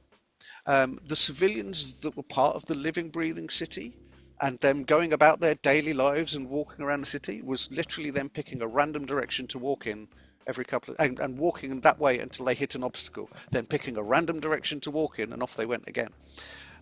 We had grand plans for, they would live in these houses, and they would have, so this would be marked as a house for them, and this would be marked as an office, and in the morning they'd go that way, and they'd go into the, and then in the evening they'd come back, but we just never got around to writing any of that, and we didn't need to. Like, it's not something that, I mean, you would totally do that these days, and you'd be able to procedurally generate lives for these people, but it was just swapping these tiny little states, and even with those like simple 3 levers of sort of faction, state, and awareness, we were able to kind of pull this off. But yeah, so the ones who were static weren't technically agents, they were police who looked like agents, so they would react in a, oh, I can see the player and he's got a gun out, let me get my gun out and I'll shoot him. And then getting the civilians to move, to wander around the city. I remember the navigation system being particularly difficult, and, especially when I look at Unity and Unreal today. It's just, it comes with it. It's really easy to use, and we had wall hugging, and that was it. That was our navigation system. Yeah, it was a shortfall really of not enough engineers, or maybe experienced. Or just having known methods, right? I mean, today there's like, it's like stacks. You can pick from 100 different types of navigation systems, and they've all been sort of proven and developed. We had nothing, right? It was because, and I think the lack of the internet and the lack of documentation, trying to find others that were, we weren't networking with game developers, right, to get information about how to do stuff. So knowledge was coming in through Peter. He'd been somewhere, someone had mentioned something. Oh, we can use this wall hugging. Oh, okay, yeah, okay. How's that work? Right, yeah, I get you. I get the principle. So there was all those kind of. There wasn't enough information flowing, and then I think as we started, post Syndicate, as we started to grow, all of a sudden the people were coming in. We were going to shows. We were talking to other people. We were looking at other games with very critiquing what they're trying, what they were doing. So it grew, but I think I was quite naive. I mean, I was 20, 21, 22 when it was released, and I didn't know enough. Right, like I knew how to, I could imagine the game and try and put it together in the best of my ability. Whilst trying to learn 386, and 486 and C at the time. So it was all quite naive, I would say. 10 years, and I had a lot of that stuff was just, easy. It was a lot easier. Even 5 years on, things were a lot easier. But I was still learning. And I think the living, breathing city. Even I wrote the AI that moved these people around the map, and even I felt that they were they were going somewhere for some purpose. So I'd been bought into this idea they were a little bit real. In my naivety, whatever, even though I know I coded it, right? And I still believe that they were going home or going to work. It's kind of ridiculous, but. As well as the core gameplay, Syndicate had myriad other working parts, such as the management aspects of the game. For example, researching new weapons and technology. These two sides of the game would need to marry up. Yeah, you forget all these very intricate parts. We did a mini map. That went through many iterations to try and get it to actually give information that was helpful. Because I think without it, it wouldn't have been as good. Things like the Persuadertron and building your team, and capturing these agents so you could take them back and use them. Phil Jones was working on the front end, all the green screens, getting all that done. And then we connected up the two pieces of code together, the game and and this front end bit. They were very detached, right? So it didn't really know much about it, and then we just built this tiny little interface that could say, oh, you've brought this many agents back, or you're taking these agents in. And I thought it was quite clever because it was really hard to manage. Like we didn't have Git or anything, right? Didn't have any sort of repo that could merge this stuff together. So we had to try and keep it separate as much as we could in the front end. So in the game, we had something that would play it. So it would remember what we've done, and then we could just have it do it over and over and over and over and over again to check determinism, right? One thing. But it was good for the network stuff because it means you didn't have to have a connection. You could just record what you're doing, play it for an hour, and then fast forward it from start all the way through to see if any of the checksums change and stuff. So there was the start of that kind of automation of testing to see what goes wrong, right? By redoing. I mean, we could have done more of that in the front end side, and then you could have just run different scenarios against it, which is what we would do today, right? It's exactly what we would do today. You just run it overnight and just have it blitz out everything and go, right, there's a problem here. You're getting this fall off. People can cheat it by doing this, but we just didn't. Again, it was naivety. We didn't have the information. The metagame, the free research thing, is probably our biggest misstep. Certainly from my perspective, that's our biggest misstep in the game, because that means that by the time you play this mission, you could have miniguns and rocket launchers and lasers, or you could not have miniguns and rocket launchers and lasers. So how do I balance that mission for that? And you could exploit it as well, because you could just leave it on the research screen until you'd researched all the things. It just kind of breaks the game. So we would need to bin off the sort of real-timey nature of that. It's not quite real-time, but we would need to bin that off and have these discrete chunks of, at this juncture you can do this, and that means I know that you can get to these missions within this envelope of equipment loadouts, or I'd have to build that mission in such a way that there was a load of stuff in the mission itself that says, if he's carrying one of these, then let's spawn 3 extra guys, that kind of thing, which we didn't have that at the time, and I don't think it's something we considered. Again, this was still pretty embryonic in terms of what we would take for granted these days, and certainly in terms of what we had available for like scripting and things like that, where they can be much more bespoke, but bespoke in a sort of broader sense, so, broad strokes of this mission needs to be tweaked to account for that. Yeah, but we just didn't exist. So the simplest thing would have been, what if we just didn't do the meta, and the meta was more linear?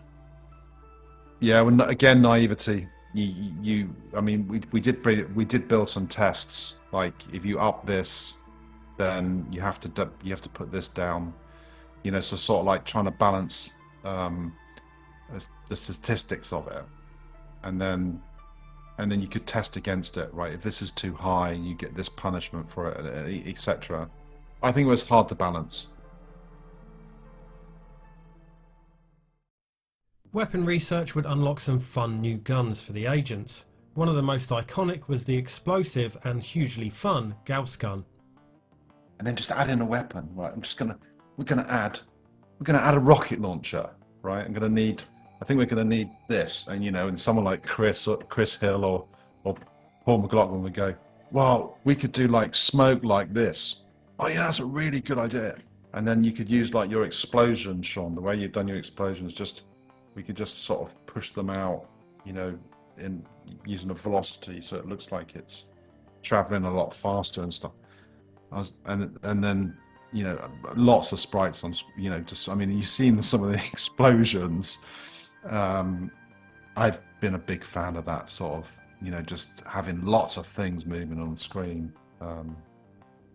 Because it just it gets that kind of, it doesn't look awesome, but the impact of it is awesome, right? You just blow everything away.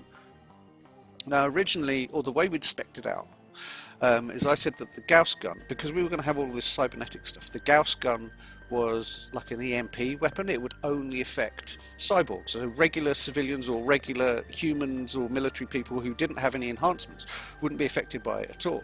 And we just never got round to putting it in. So there was this button there.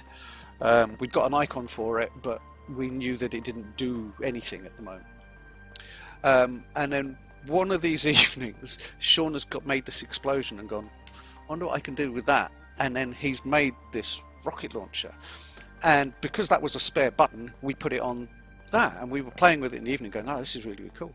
Then we didn't tell anyone, and then the next morning we still haven't told anyone, and we get to lunchtime, which is where we normally do our playthroughs of the game, and we start up the multiplayer game, and of course only me and Sean know that this thing exists, and so we bought up a whole stack of these Gauss guns, and everyone else has just ignored that button because they know that button doesn't do anything. And we get into the game and we just start hammering them with these things, and they're like, what the is going on? What's that? How do you make that? And we have to stop the game, and everyone's like, right, no, start again, which one do I have to buy? And then that was it, we were off to the races. And it only came about because of one of these evening sessions where Sean's just decided to kind of put this thing in. Another fun weapon that became not only an amusing distraction but a vital tool for completing many missions was the ingenious Persuadertron. This could be used to persuade corporate executives, recruit enemy agents, or even just amass an enormous civilian human shield. So actually, right, credit where credit is due, Peter came up with the Persuadertron in the first place, right? And I believe that was its first implementation, and we just stuck with it. And there was a huge question mark over, hang on, this doesn't make sense. That, certainly when it got to things like vehicles, and everybody would pilot this vehicle, and you turn up and you go, right, everybody out, and then like 50 people get out of this tiny hatchback. And I was like, this doesn't make sense. But it was fun, and it's a game, so therefore fun has to win over making sense. And people were happy to kind of suspend their disbelief just because it was so awesome when you did pull that off. Like one of the main tactics in the multiplayer, because obviously everybody shows up on the scanner except if they're in a vehicle. So one of the main tactics was you would climb into a car, and then you would click on an inaccessible part of the map, and the vehicle would try to get there. It had to adhere to the roads, and it would just drive around the city, acting like a normal vehicle. So you wouldn't stand out as a vehicle filled with 30 death-dealing crackhead civilians, right? And then as soon as your route took you past where you could see an enemy squad was moving, you'd try and act like, pull up discreetly and then just pile everybody out to go ha ha ha.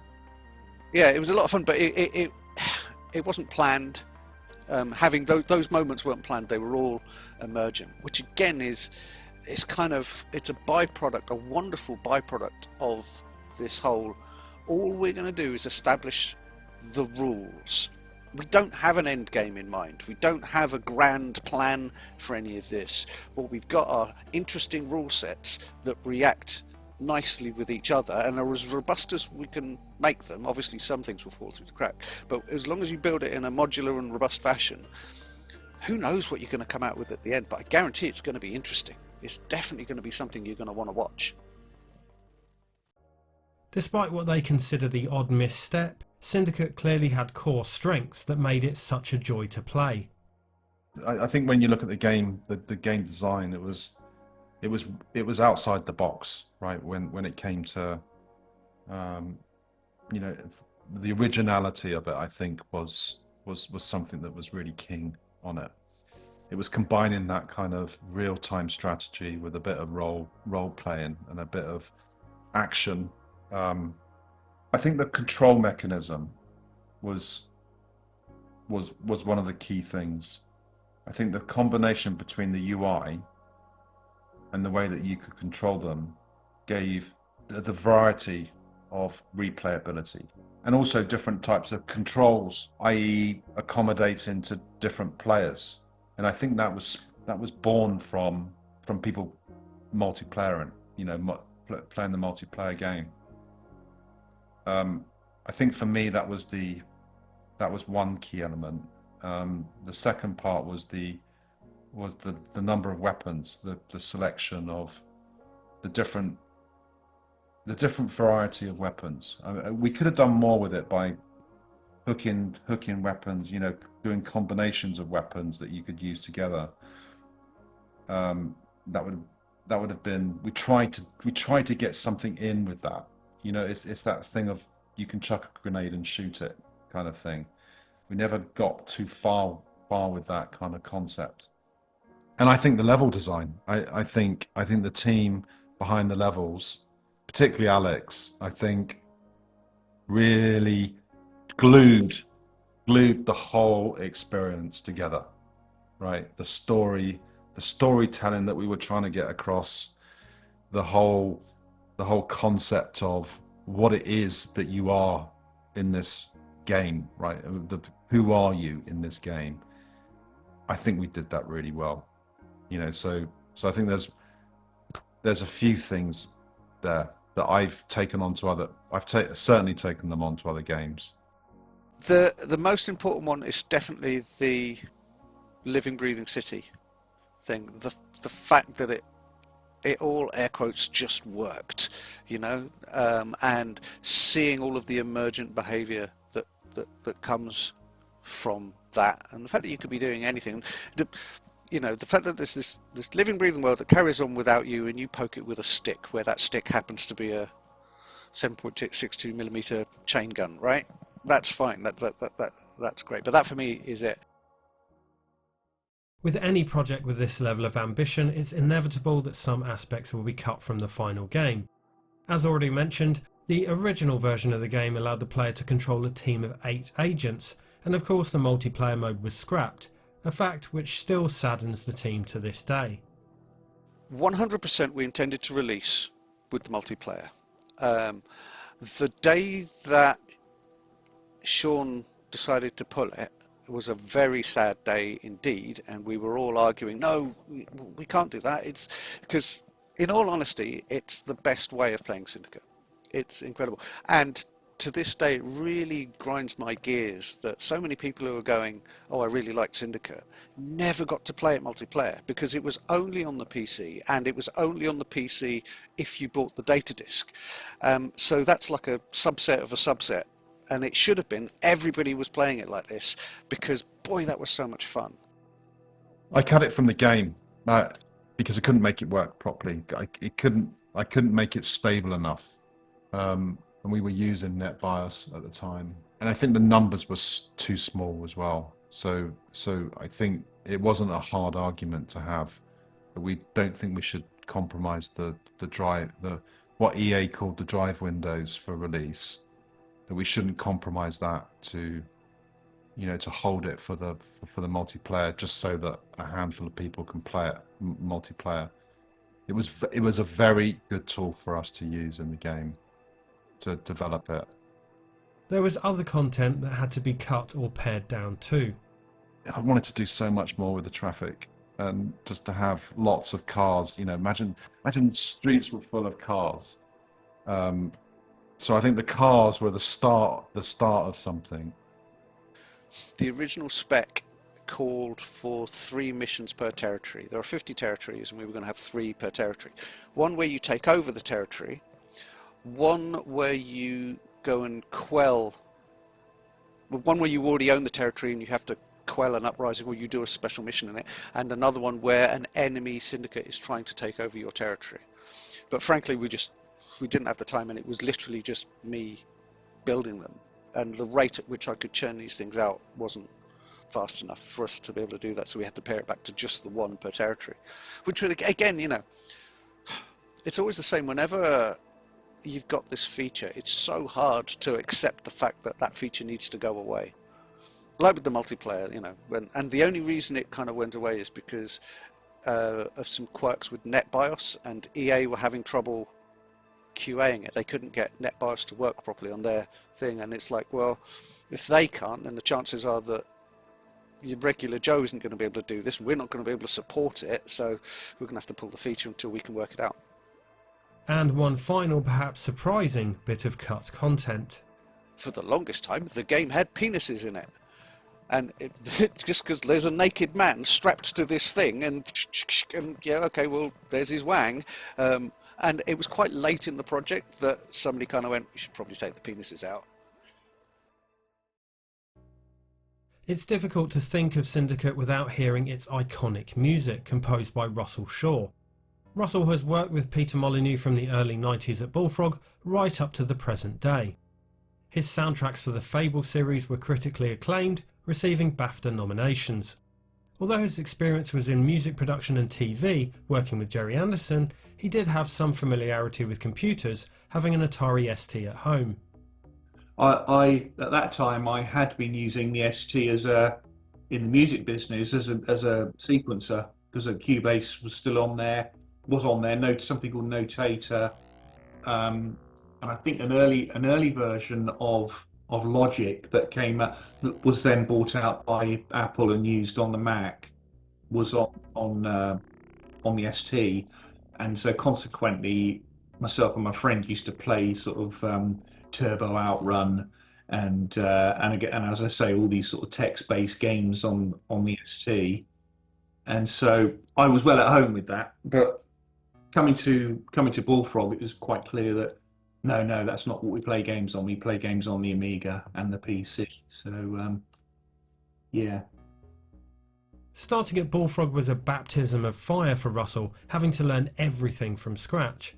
Composing in this way was far more limiting than what he was accustomed to. It was sort of left to me to work out for myself how I would put audio into the game. And we came across a company called Miles Sound System. John Miles was a guy from the States who'd written this sound system that you plug into DOS, and it runs with a DOS extender. This was pre-Windows, obviously, so all our games ran on DOS at that time. And the Miles Sound System allowed you to play sounds in the game, but you could only play one sound at a time. There was no mixing of sounds, so you had to really carefully think about what sounds were most important as you were playing, what sounds cut off other things, how much sound you could fit into memory, because I think I had something like between 100 and 200k kilobytes of memory for the whole of the audio for Syndicate. Yeah, so everything had to be 8-bit, 11 kilohertz samples, mono. It allowed you to address more memory than DOS generally would allow. Sean would be your guy to tell you exactly what that means, but it just allowed you to load a game into memory which wouldn't fit within normal DOS sizes. And then for music, obviously, it was pure FM. Just create your own synthesizer, which gets loaded into the game with your own sounds that you design with an FM design module, and then that plays MIDI in the game, which triggers your own synth that you just made. It was a bit of a culture shock, because coming from the music industry to realizing, oh crikey, this is basically what I'm up against now. I'm going to be using this synth forever. And it was one of those things that I had to learn how to get the best out of what I'd been given. So designing those sounds was quite tricky. On the Amiga, we had to use a mod player. I had to create all the instruments that were playing with an FM chip on a PC, but create them and load them into the mod player, so that when it played the music, it sort of sounded quite similar, although not exact. And the Amiga, it was very much a case of just do the best with what you've got here, because it wasn't as good as the PC, obviously. And but still, the Amiga at that time was huge. There were just so many of them out there. and of course Populous had come out on the Amiga, and Peter was keen to sort of Powermonger, I think, was on the Amiga, so Peter was really keen to sort of make sure that that fan base was catered for. So yeah, so I had to sort of just do my best to recreate what we're hearing on the PC on the Amiga. Syndicate has only 3 main pieces of music: the intro, the in-game music called Assassinate, and the danger music. There's the ambient sort of stuff, and then the danger track. I think there might have been an outro track as well. But at that time, I was still learning the ropes. I was still trying to get to grips with the tech. And so looking back on it, I probably would have done much more if I'd have been more au fait with the whole process of it all. But you know, we played with it a lot, and we said, you know what, it sounds pretty good actually. Let's not muck around with the soundtrack. Let's just go with what we've got now. There was another game at that time that came out called Alone in the Dark, and we realised that they too had only 1 or 2 tracks of music in there, because the whole idea of making music with an FM chip is really time consuming. You have to sit down and make each instrument. It's not like you're given an array of instruments, you just play them. You actually make the instrument, and then you had to like convert the MIDI track into something that Miles Sound System could use. And then there were different FM chips on different PCs depending on what card you had. So you had like your basic FM, you had something called an OPL3 chip. I think it was called an OPL3. It's the Adlib chip, which was the basic one. So basically, the music was sounding different from depending on what machine it was being played on. And so that sort of consumed a lot of my time in terms of making sure that what was there was solid. As the danger music would trigger whenever enemy agents were near, it would need to transition seamlessly with the other in-game music. I must admit that every game I've ever worked on, that's been one of the main things I've always wanted to do, was to make the transition from one track to another in musical terms, A, seamless, and B, musically sort of apt, like it was meant to be. Do you know what I mean? So yeah, and Syndicate was one of the first, because it was the first game I'd ever worked on. I really wanted to get that feeling of the music feels like it's just gone into a different branch, rather than, oh, we're stopping that piece of music and we're going into this piece. And even now, even the games I work on now, it's still one of my tenets, if you like. One of the leading things that I like to do is to make it feel smooth, like it's like you're watching a movie. That's always been very important to me. Thematically, they're the same sort of timbre, using the same sort of instruments. I can't remember on Syndicate whether we did the beat matching. You can beat match as well, so you can make sure that it happens on a certain bar. I'm pretty sure that was in there actually in Miles' system, where you could beat match. Yeah, I mean, nowadays we've got interactive music systems in Wise that I can do all sorts of incredible things musically that would have been a dream back then. But yeah, no, it's good nowadays. Russell managed to create a soundtrack that never outstays its welcome, despite having only 2 in-game tracks. He went for a moody, atmospheric style to complement the cyberpunk theme. Like I say, I was very limited by the FM chip and knowing what I could do with the instruments on it. I wanted something that was dark and moody, and FM and dark and moody don't really go together.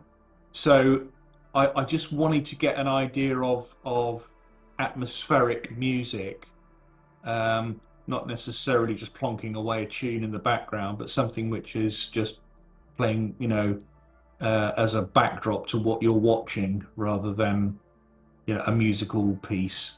And and so consequently the music just sort of wrote itself as as I was producing these instruments. I was just thinking, oh, this sustain. I've got a keyboard here, by the way, which is why it feels like I'm. It is basically, I hear the instrument that I just created or tweaked, and musical ideas would come from that. And yeah, some of the FM instruments that I created for that were quite novel at the time. I don't think many games had done that style of FM chip stuff. Again, Alone in the Dark came out and they'd used the FM chip, but it was very tuneful. It was actual sort of almost like jazz music, if you like. And I didn't want to go down that route at all. I just wanted it to be atmospheric and sustainy. You know, it quickly became obvious to me that doing sort of twinkly twinkly sounds on synthesizers wasn't going to work for this game. It had to be quite dark because of the nature of cyberpunk, really. So I decided to just go down that route of dark, moody style music, and seemed to work quite well. Yeah, it's strange because I listen back to it now and I just think, oh, what I could do with that game now if I had the sound system I have now. But given the sort of technical challenges that we had then, I think it came out all right actually. And well, it was a #1 game. It did really well for us, So, and a lot of people look at it fondly. So it came out all right. Russell also created the sound effects for Syndicate. To do so, he drew on his experience working in television. But I came from obviously working in the film industry and TV industry. I came at it from that direction. So I was looking at making real sounds from sample libraries and making my own. Like for instance, like the minigun, I think was a dentist drill with with a actual machine gun and played together. They formed like the whirring noise of the machine gun of the minigun. But I'd have to see it first. So if it was something like the minigun, like I was saying, I'd see like first of all a piece of art that Chris had done or Paul, even Gary was doing stuff at that time as well, to show me what it looks like in the real world, and then I want to see that in game and how it looked in game. So I think we had something called like a Gauss gun was another one, the huge great rocket firing thing.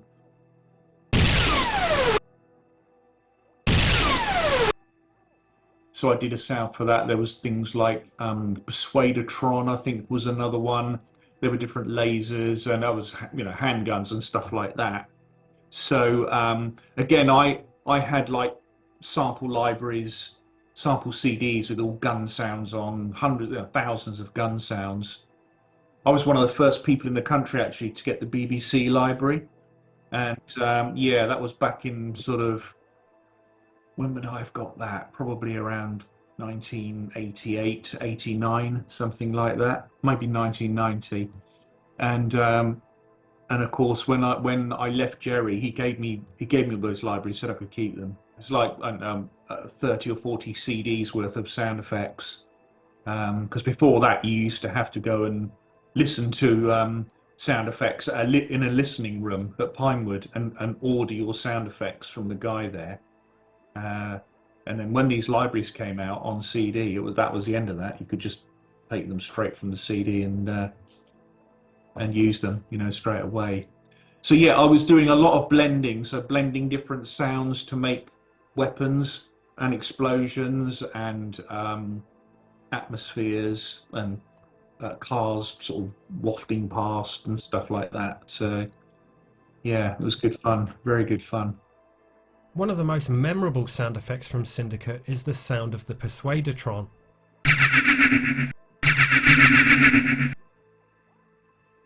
Well, I got the Persuadertron. It's a very, very good, very interesting story, that, because Sean said to me, it wants to sound something like Did you ever watch a program called The $6 Million Man? Whenever he looked somewhere, he had like a bionic eye.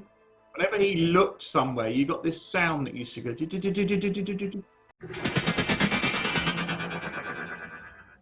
And I thought, I'm going to try and create something like that, because I think it was either Sean or Glenn, one of those two, had mentioned that they felt like it should be that sort of sound. And so I tried to recreate. I can't remember how I did it, but yeah, I basically tried to recreate that sound, and that's basically what the Persuadertron became. An aspect of Syndicate's audio that is perhaps just as memorable as its music is the speech samples, such as the robotic when selecting agents or weaponry. Now the selected thing, weapon selected and all that stuff. I had a piece of software that used to generate these words, and you basically typed in what you wanted it to say, and it was like it was literally text to speech. So you type in the words that you wanted to say. It couldn't do it very well, so I had to really pick my words really carefully. So selected worked really well. That sounded great on there. Originally there would be a voice sample for each weapon. We had stuff like it would say minigun, and it would say I'd say it would give the names of the weapons anyway.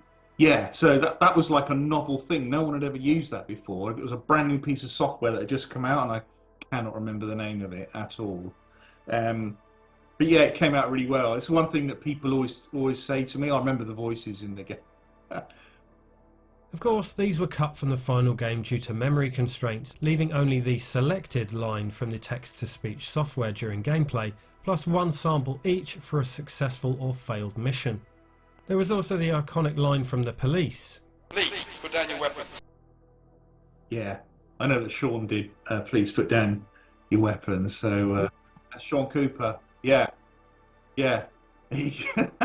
couple of again, we had to really sample them down, because anything that was too long was just massive in memory. So I think we were helped by the fact that it had to sound like a radio or a tannoy or whatever. Again, Russell recorded more of these voice samples, but they didn't make it into the final game. Yeah, Sean did one. I know that Glenn did a couple, or was it Glenn? It might have been Chris actually. Again, we were really struggling with the memory capacity of it. 125k, I think it was, to fit all that into memory, and as I say, one sound at a time. So, you know, if you were playing a really important gunshot sound, if someone fired a gun, you had to hear that. There was no two ways about it. And if explosion happened, that had precedence over every other sound in the game, because in real life it would blot everything out anyway. So we had to have like a hierarchy of sounds, what played where and when, and speech was very low in that hierarchy. So if a piece of speech started to say something and then it was blocked out by a gun, it would sound a bit shit. So, you know, we were very careful with what speech we used in the game. I wanted some in there because it really felt like it made the game sort of real in a way. It made it feel like it wasn't using some sort of generated sound system. You know, once you've got voices in there, you can tell, oh, this is the real thing. This really is happening.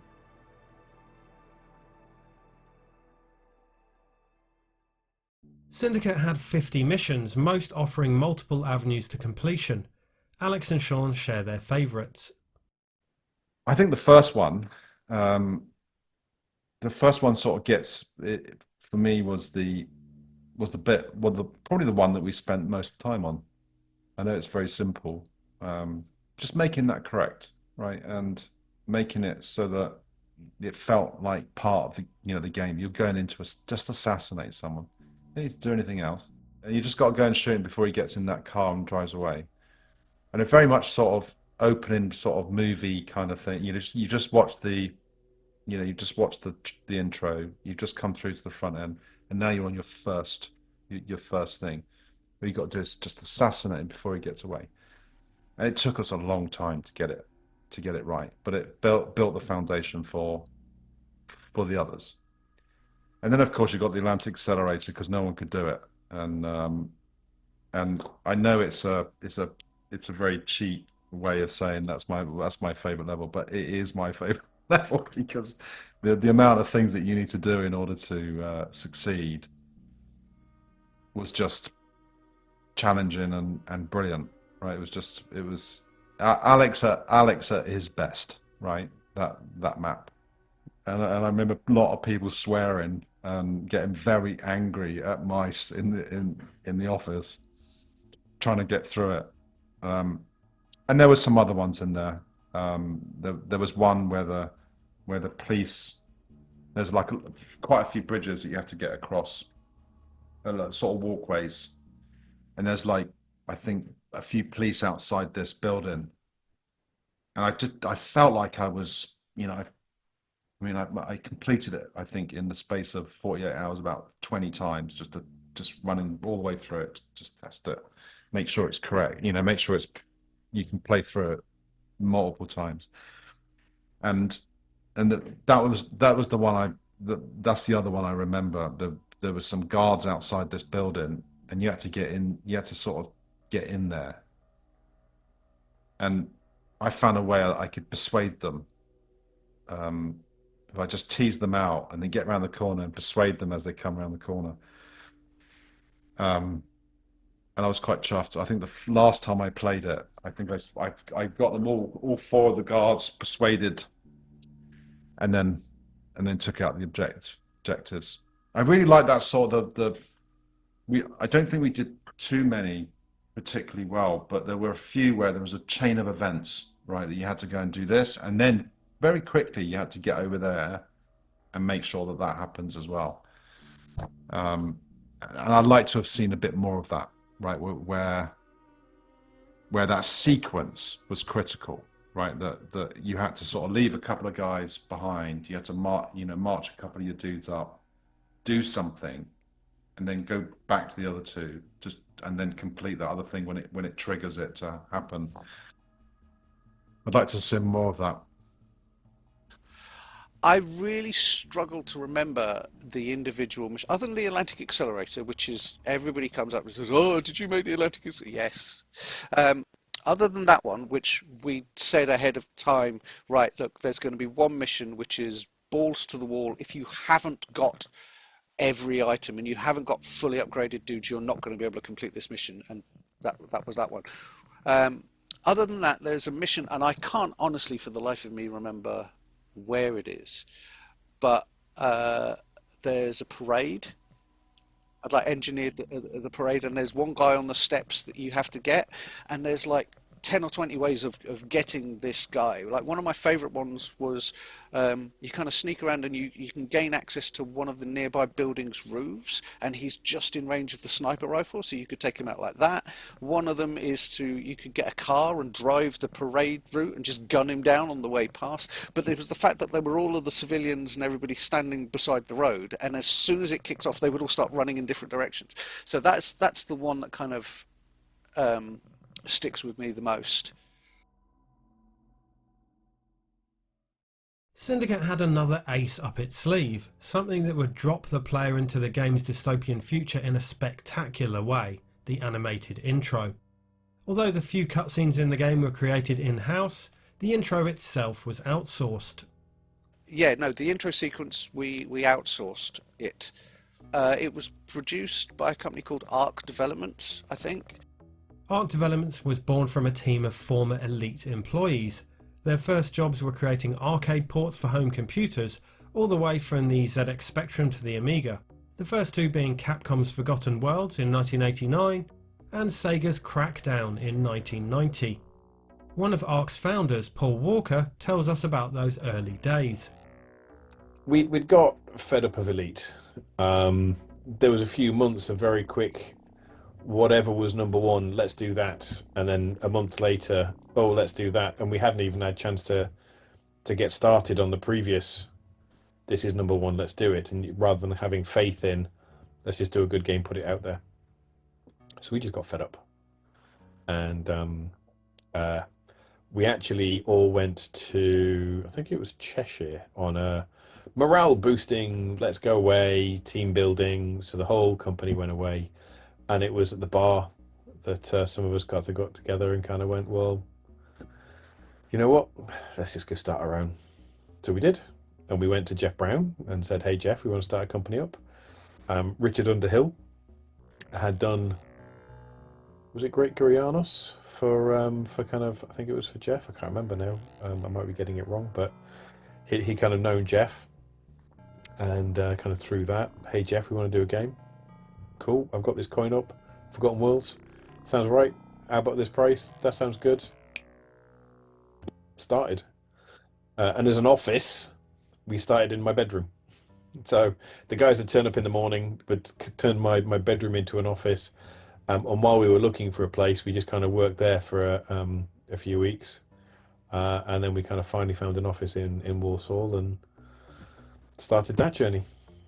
You know, we just liked doing games. And you know, the whole team was kind of very passionate about doing games and just making it good. And essentially, you know, it's a coin-op game.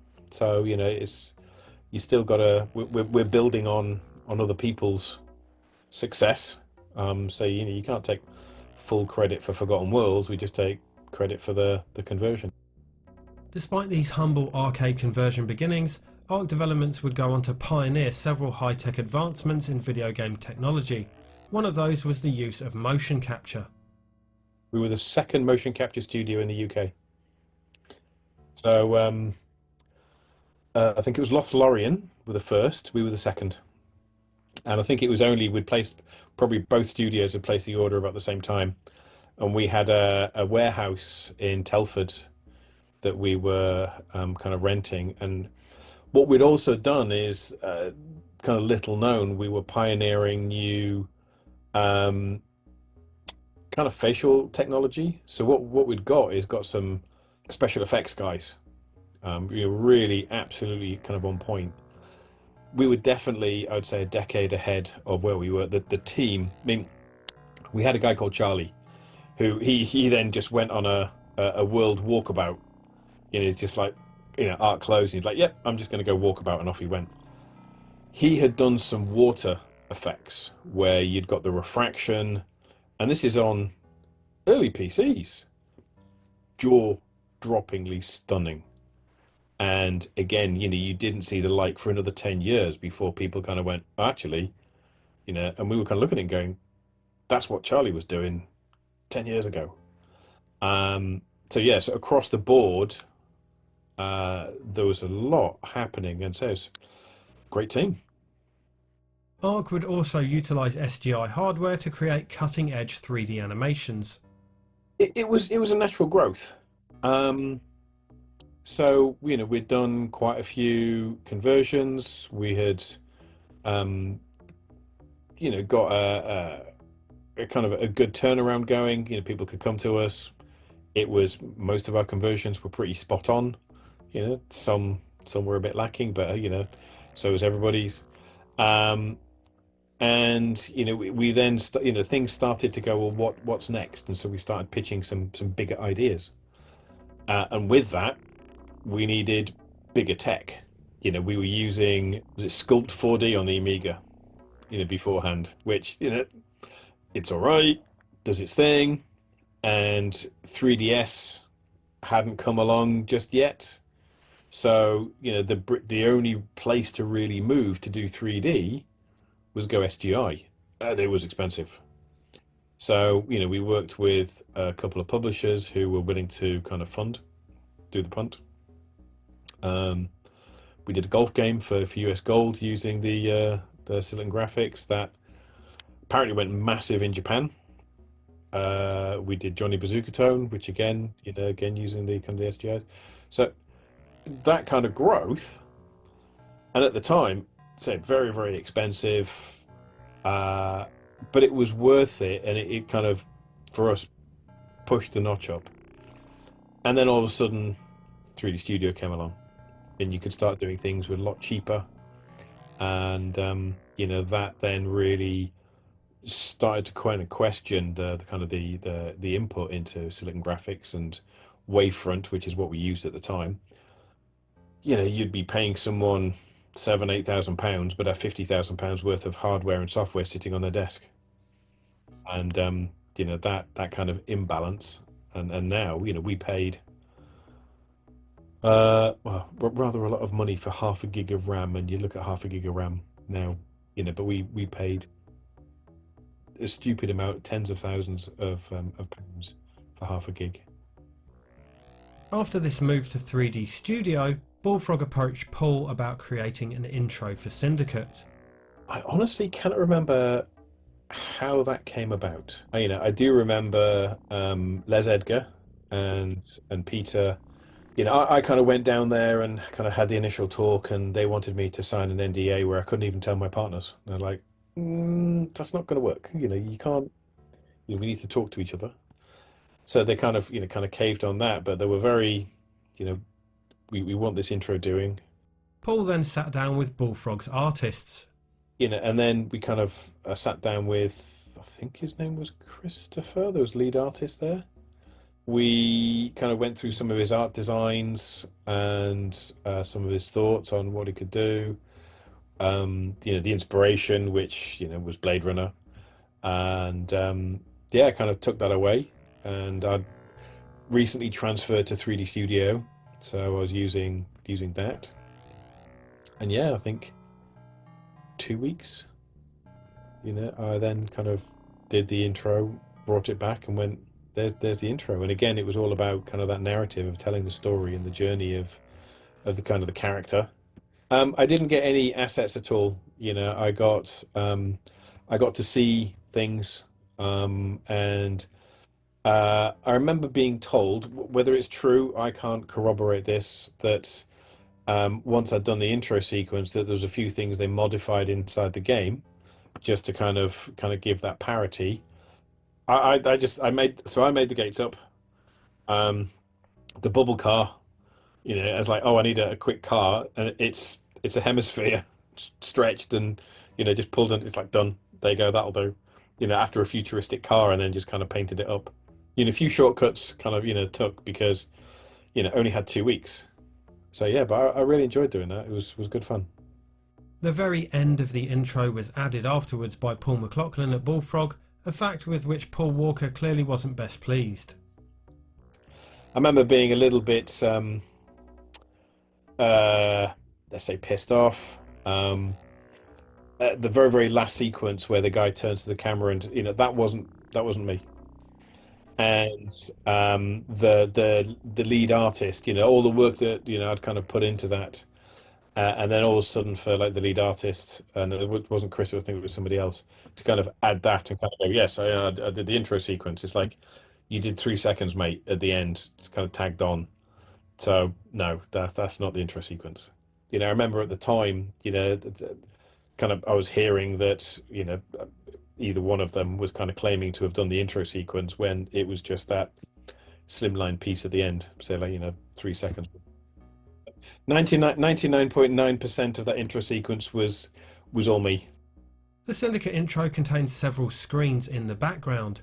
Paul shares a cool little Easter egg for one of the screens. It featured the intro sequence for Armalite 2, a cancelled sequel to Armalite on the Commodore 64. I think one of the TV screens on there, no one's ever commented, but is a throwaway. One of the TV screens is the Armalite 2 intro. So if you rewatch it, you might see it. It's got a lot of kind of blue and a spaceship flying around towards the camera, and that was the intro I did for Armalite 2. I was just kind of grabbing bits for the various TV screens in the background, and like, yep, I'll use that. The whole intro had to be created within 2 weeks. Yeah, it was just plain old 3D Studio. You know, great piece of software. I'd only literally, you know, just learnt it, and so this was pretty much the first thing I did with 3D Studio. You know, and it was kind of great to push the limits with what could be done, and it was kind of balancing things with rendering time. You know, what could I conceivably render, what lights might I do, what light, because with all the shadows, or what could I bake in, and it helped taught me a lot. But yeah, 2 weeks, PC, 3D Studio, and a lot of passion. Paul created the intro without sound, with Russell doing the music, for which he had a very well-known, albeit surprising, inspiration. Well, the intro was meant to. I wanted the intro track, which is also FM actually. I wanted that to sort of be a bit like Host, the Planet Suite. There's what the first track on the first part on that is Mars, the bringer of.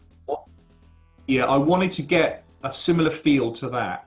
It's very hard using FM because it's just so limiting in the sort of sound that you can do. Unfortunately, it seems the deal wasn't all smooth sailing. I remember Les saying we paid them a lot of money, and I was like, oh, really? So it was for him to say that. I think it must have been quite a lot, and there was a few problems with it towards the end of it. Towards delivery of it, there was some argument that was going on. Again, I was pretty oblivious to most of that sort of stuff. Bullfrog, negotiated the price down tiny because they said, well, we'll pay you for the Saturn version and all the other versions, and then didn't. So they actually got it for a lot less than they should have done because they promised and then reneged on paying me for the other formats. Such is the cut and throat of business back then. It still is, but there was a few the few other things I'm not going to kind of go into with the way the contract was handled. I just felt Bullfrog at that time revealed their hand into kind of how they operated, which I wasn't a fan of. But I enjoyed doing the intro sequence, and I've had many a year where people have said, "Oh, Syndicate, great intro, loved it," and the pleasure that it's brought people. That's for me. That's the credit. Paul's intro not only blew players away back in 1993 when they booted up Syndicate, but it set the scene perfectly. I think it does. Yeah, it does a very good job of giving you a snapshot of the rules of engagement. And it makes it very clear from the outset that you're not the good guys in this. I can remember thinking, my God, this is really trailblazing, this intro, because at the time there was nothing like it. It was so different to everything I'd ever seen, and it just felt like we were really doing something, something cool. Paul took these skills forward throughout his career, going on to be head designer on Wipeout 3 and Colony Wars 3. Syndicate received an expansion called American Revolt, which featured 21 extra missions. These missions were crushingly difficult, a quantum leap from the level of challenge in the main game. Of course, we made the American Revolt really hard, quite a hardcore experience. Probably a bit of rushing to get it out to move on to the next, game. First of all, I would like to apologise for the American Revolt expansion, and it's a salient lesson in game development and balancing. And that is, you never balance a game for yourself, because you're not going to be. It doesn't matter that you can play it. What matters is that the end user can play it, right? The extreme difficulty may have had a very specific origin. Ultima, the game shop in town. There was a guy who worked there, whose name eludes me for the time being. I can't remember his name. Anyway, whenever I went in, he would always be like, "Look, I love Syndicate, but it's too easy. It's too easy. It's too easy." And at one point, he came in and did a stint as a tester, and he was like, "No, this is too easy. This is too easy." And so I was like, "Right, you bastard." And American Revolt was me making missions for him that were too hard. which is frankly a terrible idea. And I can even remember when we were making Dungeon Keeper 2, somebody was complaining about how hard American Revolt was, and I'm like, no, you just need to kind of roll with it, and you learn the level, and it was kind of one of those sort of Dragon's Lair approach of you learn by dying, and it's like, oh, I got a little bit further that time, which is, by the way, that's a really challenging way of building a level to try and make it fun. I wouldn't recommend it at all. And they were like, go on, improve it, and we fired up a copy of American Revolt, and I couldn't do the first mission. And I was just like, okay, no, point taken. It's almost entirely inaccessible. In my defense, it had been a long old time since I'd played it, and this was now running on a Pentium whatever, and there was no frame rate limiting. So it was running at, I don't know how many frames a second. It was ridiculous. It also added a multiplayer mode, which the team had begrudgingly removed from the initial release. American Revolt also added new weaponry such as devastating airstrikes and the clone shield, which allowed agents to disguise themselves as civilians, which was particularly helpful in multiplayer. But the idea behind American Revolt, if you can look past the difficulty, was that they were a lot more bespoke and a lot more curated. So by then we'd got some semblance of scripting, and we'd also gone to town with the airstrike, which I found was a brilliant way of basically herding the player around the map. But it meant that if you didn't know where the airstrikes were happening, you weren't going to be able to complete that level. So you'd get that far and then an airstrike would twat you, and then you go right. So it was like Edge of Tomorrow, where like each day he's doing the same thing but getting a little bit further, and like, right, that one's going to blow up now. Oh, okay, now that one's going to blow up, so I need to go right, not left. And so it was that kind of that was the kind of motivation behind it. Was, could we make something a little more puzzly? And I guess, like, again, because when we'd done the data disc for, well, like, we did a number of data discs at Bullfrog. The first one was the first one, this is before my time, was Populous the Promised Land, right? And the way the data disc worked, in the way the missions or the levels were done in Populous was a single text file with sort of random seeds and ability flags for each mission, and it was a big list. There was like 1,000. There they all are. For the data disc, and it used the Sentinel approach to how you progressed. So how well you completed the previous mission, your score on the previous mission dictated how many missions we skipped, and you'd go all the way through to 1,000. And what Peter did when he needed to make all of the levels for the Populous data disc was he took each of those and ordered them randomly. So you were just playing the same missions in a completely random order, and nobody noticed. We did one for Powermonger where we themed it to be World War One, and we went the opposite way there, where previously missions in Powermonger, there was a random number seed which generated the landscape, and then buildings were placed on it. In this one, because it had to look like Europe, I had to draw a map of Europe, and essentially that would turn into the height field, and then we would build the levels on top of that.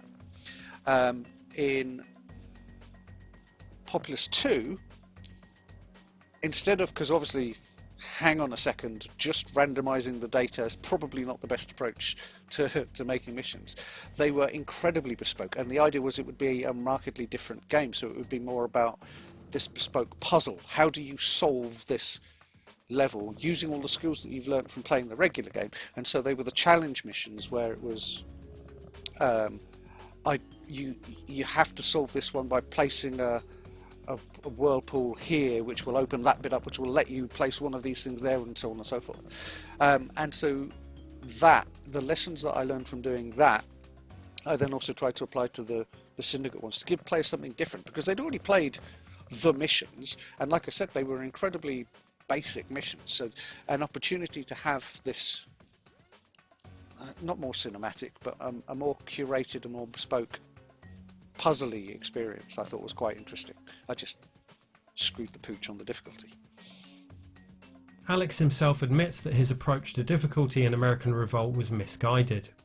But there's ways of doing it well, and there's ways of doing it poorly. And if you want to do a whole episode about why Dark Souls is the greatest game ever, we can talk about just that thing, right? Why each death in that is a progression, why it's not just about how hard this thing is, but it's about the craft that's gone into ensuring that you will learn that and you do accept that that was your fault. Whereas in Syndicate, it was too it was too arbitrary. There was no way you could have avoided some of those scenarios. So it always felt that the game was cheating you rather than you just weren't good enough. There was no way you could have known what the answer was. So that's bad. That's bad. One of the key aspects of that is the time to retry. Like, how much time investment have you got? So if you want to make a success of those sort of games, it has to be that from the instant you realise this has gone wrong, you can be starting again in the shortest possible time. Right? So any games that work really well like that, like Hotline Miami, are just either I'm at the game over screen or I've realised I'm about to be, so I've hit the options button, gone down one click, gone retry, and it started again immediately. That works. Whereas if you look at something like Stuntman was a great game. Do you remember that one? And who doesn't want to be that stunt driver and the Bond thing, and the actual mechanics of driving it and trying to hit all of the marks and make it flip, and that was brilliant. Except for the fact that there was this criminal loading time at the start, so whenever you had to retry, you're like, oh, and that was the one bit that kind of held that game back. Otherwise it would have been a perfect example of what you're describing there. So yeah, there's ways you can help it. And also, like, because Syndicate is less twitchy than that, it doesn't necessarily lend itself to that medium, and it's non-deterministic as well. It needs to, if you're going to do that right, it really needs to be deterministic, or as deterministic as you can make it. Whereas in Syndicate, obviously the fact that I'm standing 3 degrees further right means that guy is now pathfinding a completely different way to find me, and that's changed everything, and that's not really the fidelity that you need. So in 1996, a version of Syndicate was released on CD titled Syndicate Plus. This combined both the original release and the American Revolt expansion, and is the version found on modern platforms like GOG today. Syndicate received a fair few ports. The high-res DOS version of Syndicate is rightly considered the definitive version, closely followed by the more capable home computers like FM Towns and Mac. I had some involvement, but more of a very much sort of producing.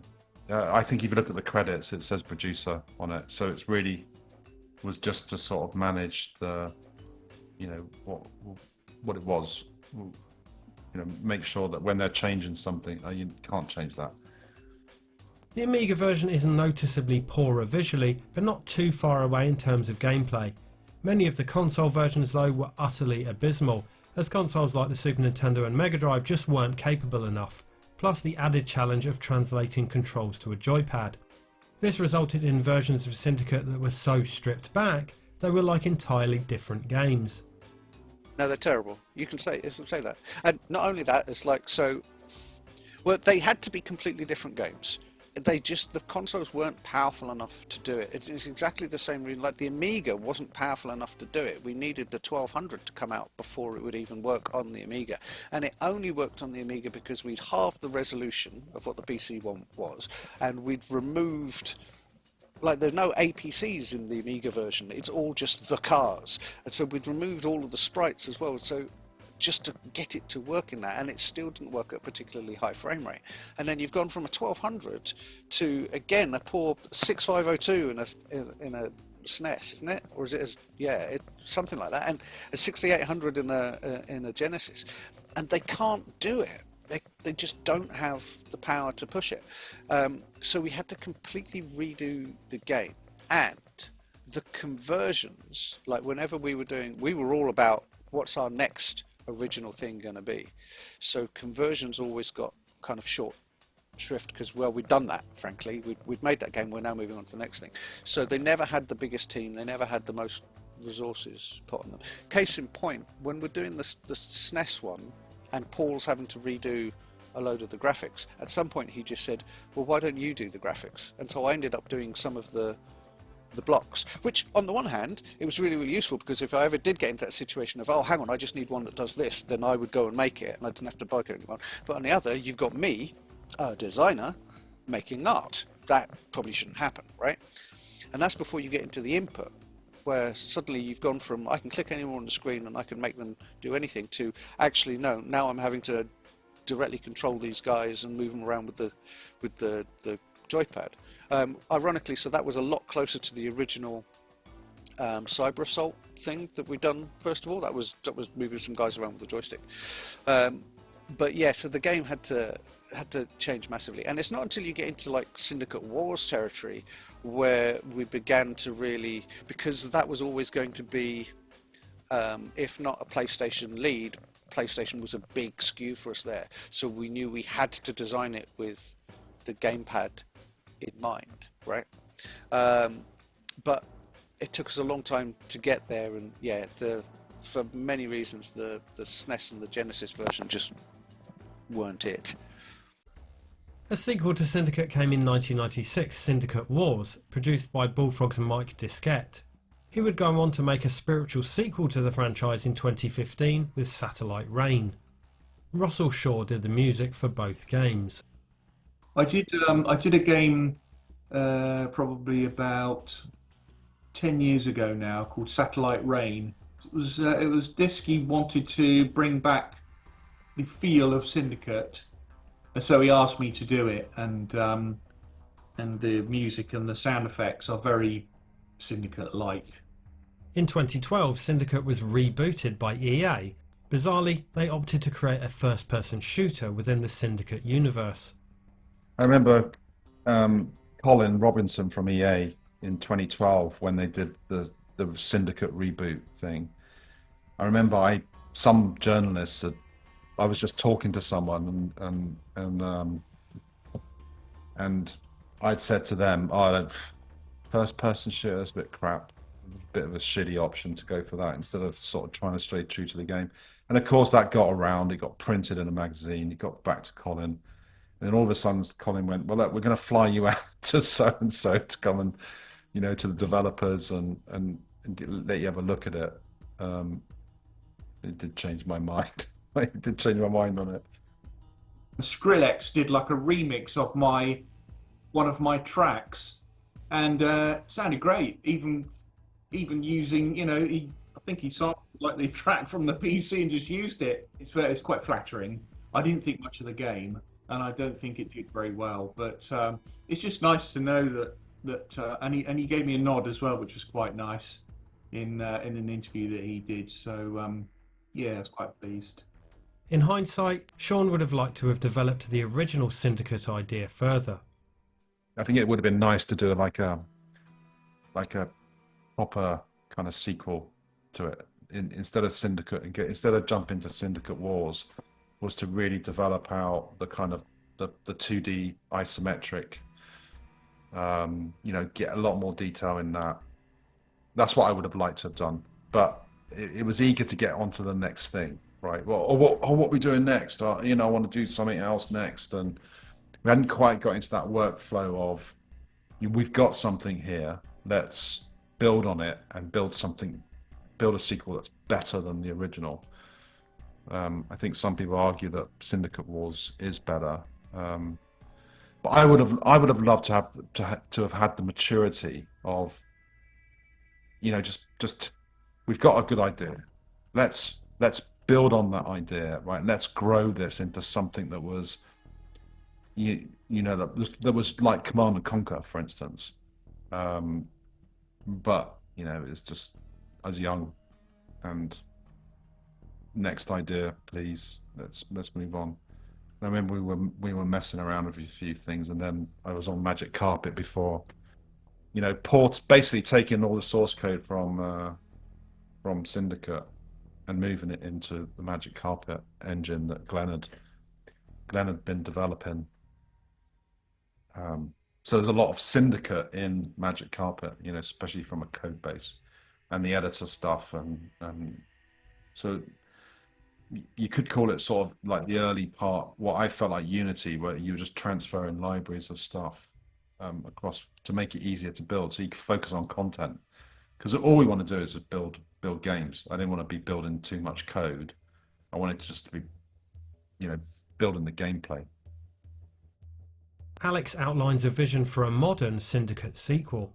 The stuff you could do now with, actually, this is your target. Well, where is he? Well, we're really not sure, but this is what he looks like. These are his known hangouts, and you can go and you can investigate and you can hack and you can, I don't know, take over CCTV cameras. You're still all up in your airship, or maybe you're in the APC and it's a Lieutenant Gorman simulator, and it's like, right, we've arrived at the thing, and you open the door, and then out pile your guys, and all you can do is you can look at these 4 little monitors of your guys' head cams, going, oh, we found that guy, and okay, we're switching to thermal, and oh, there's a drone there, we need to take that out, or we need to, that's. You could get that sort of level of fidelity, and all the while never firing a shot yourself. Like I wouldn't want to do it so that I'm telling the guys what to shoot at. I'm just telling them, this is what it is that you want to do. Because again, Gorman never tells the Marines go shoot at that guy. In fact, he says stop shooting. But you've put them in that situation knowing that they're going to resolve it one way, and that's the bit that you're tweaking. You, number 3, I want you to be aggressive. You, number 2, I want you to be cautious, and I want you to take your time. I want you to be calm about this stuff. Maybe you're my sniper guy on Overwatch. Number 4, right, Mad Dog. I don't care. Off you go, cause carnage. But you could do that these days with the AI you've got for unit behavior and flocking algorithms, or however you would do it. Seeing your units move through the space where you've gone, right, take the building.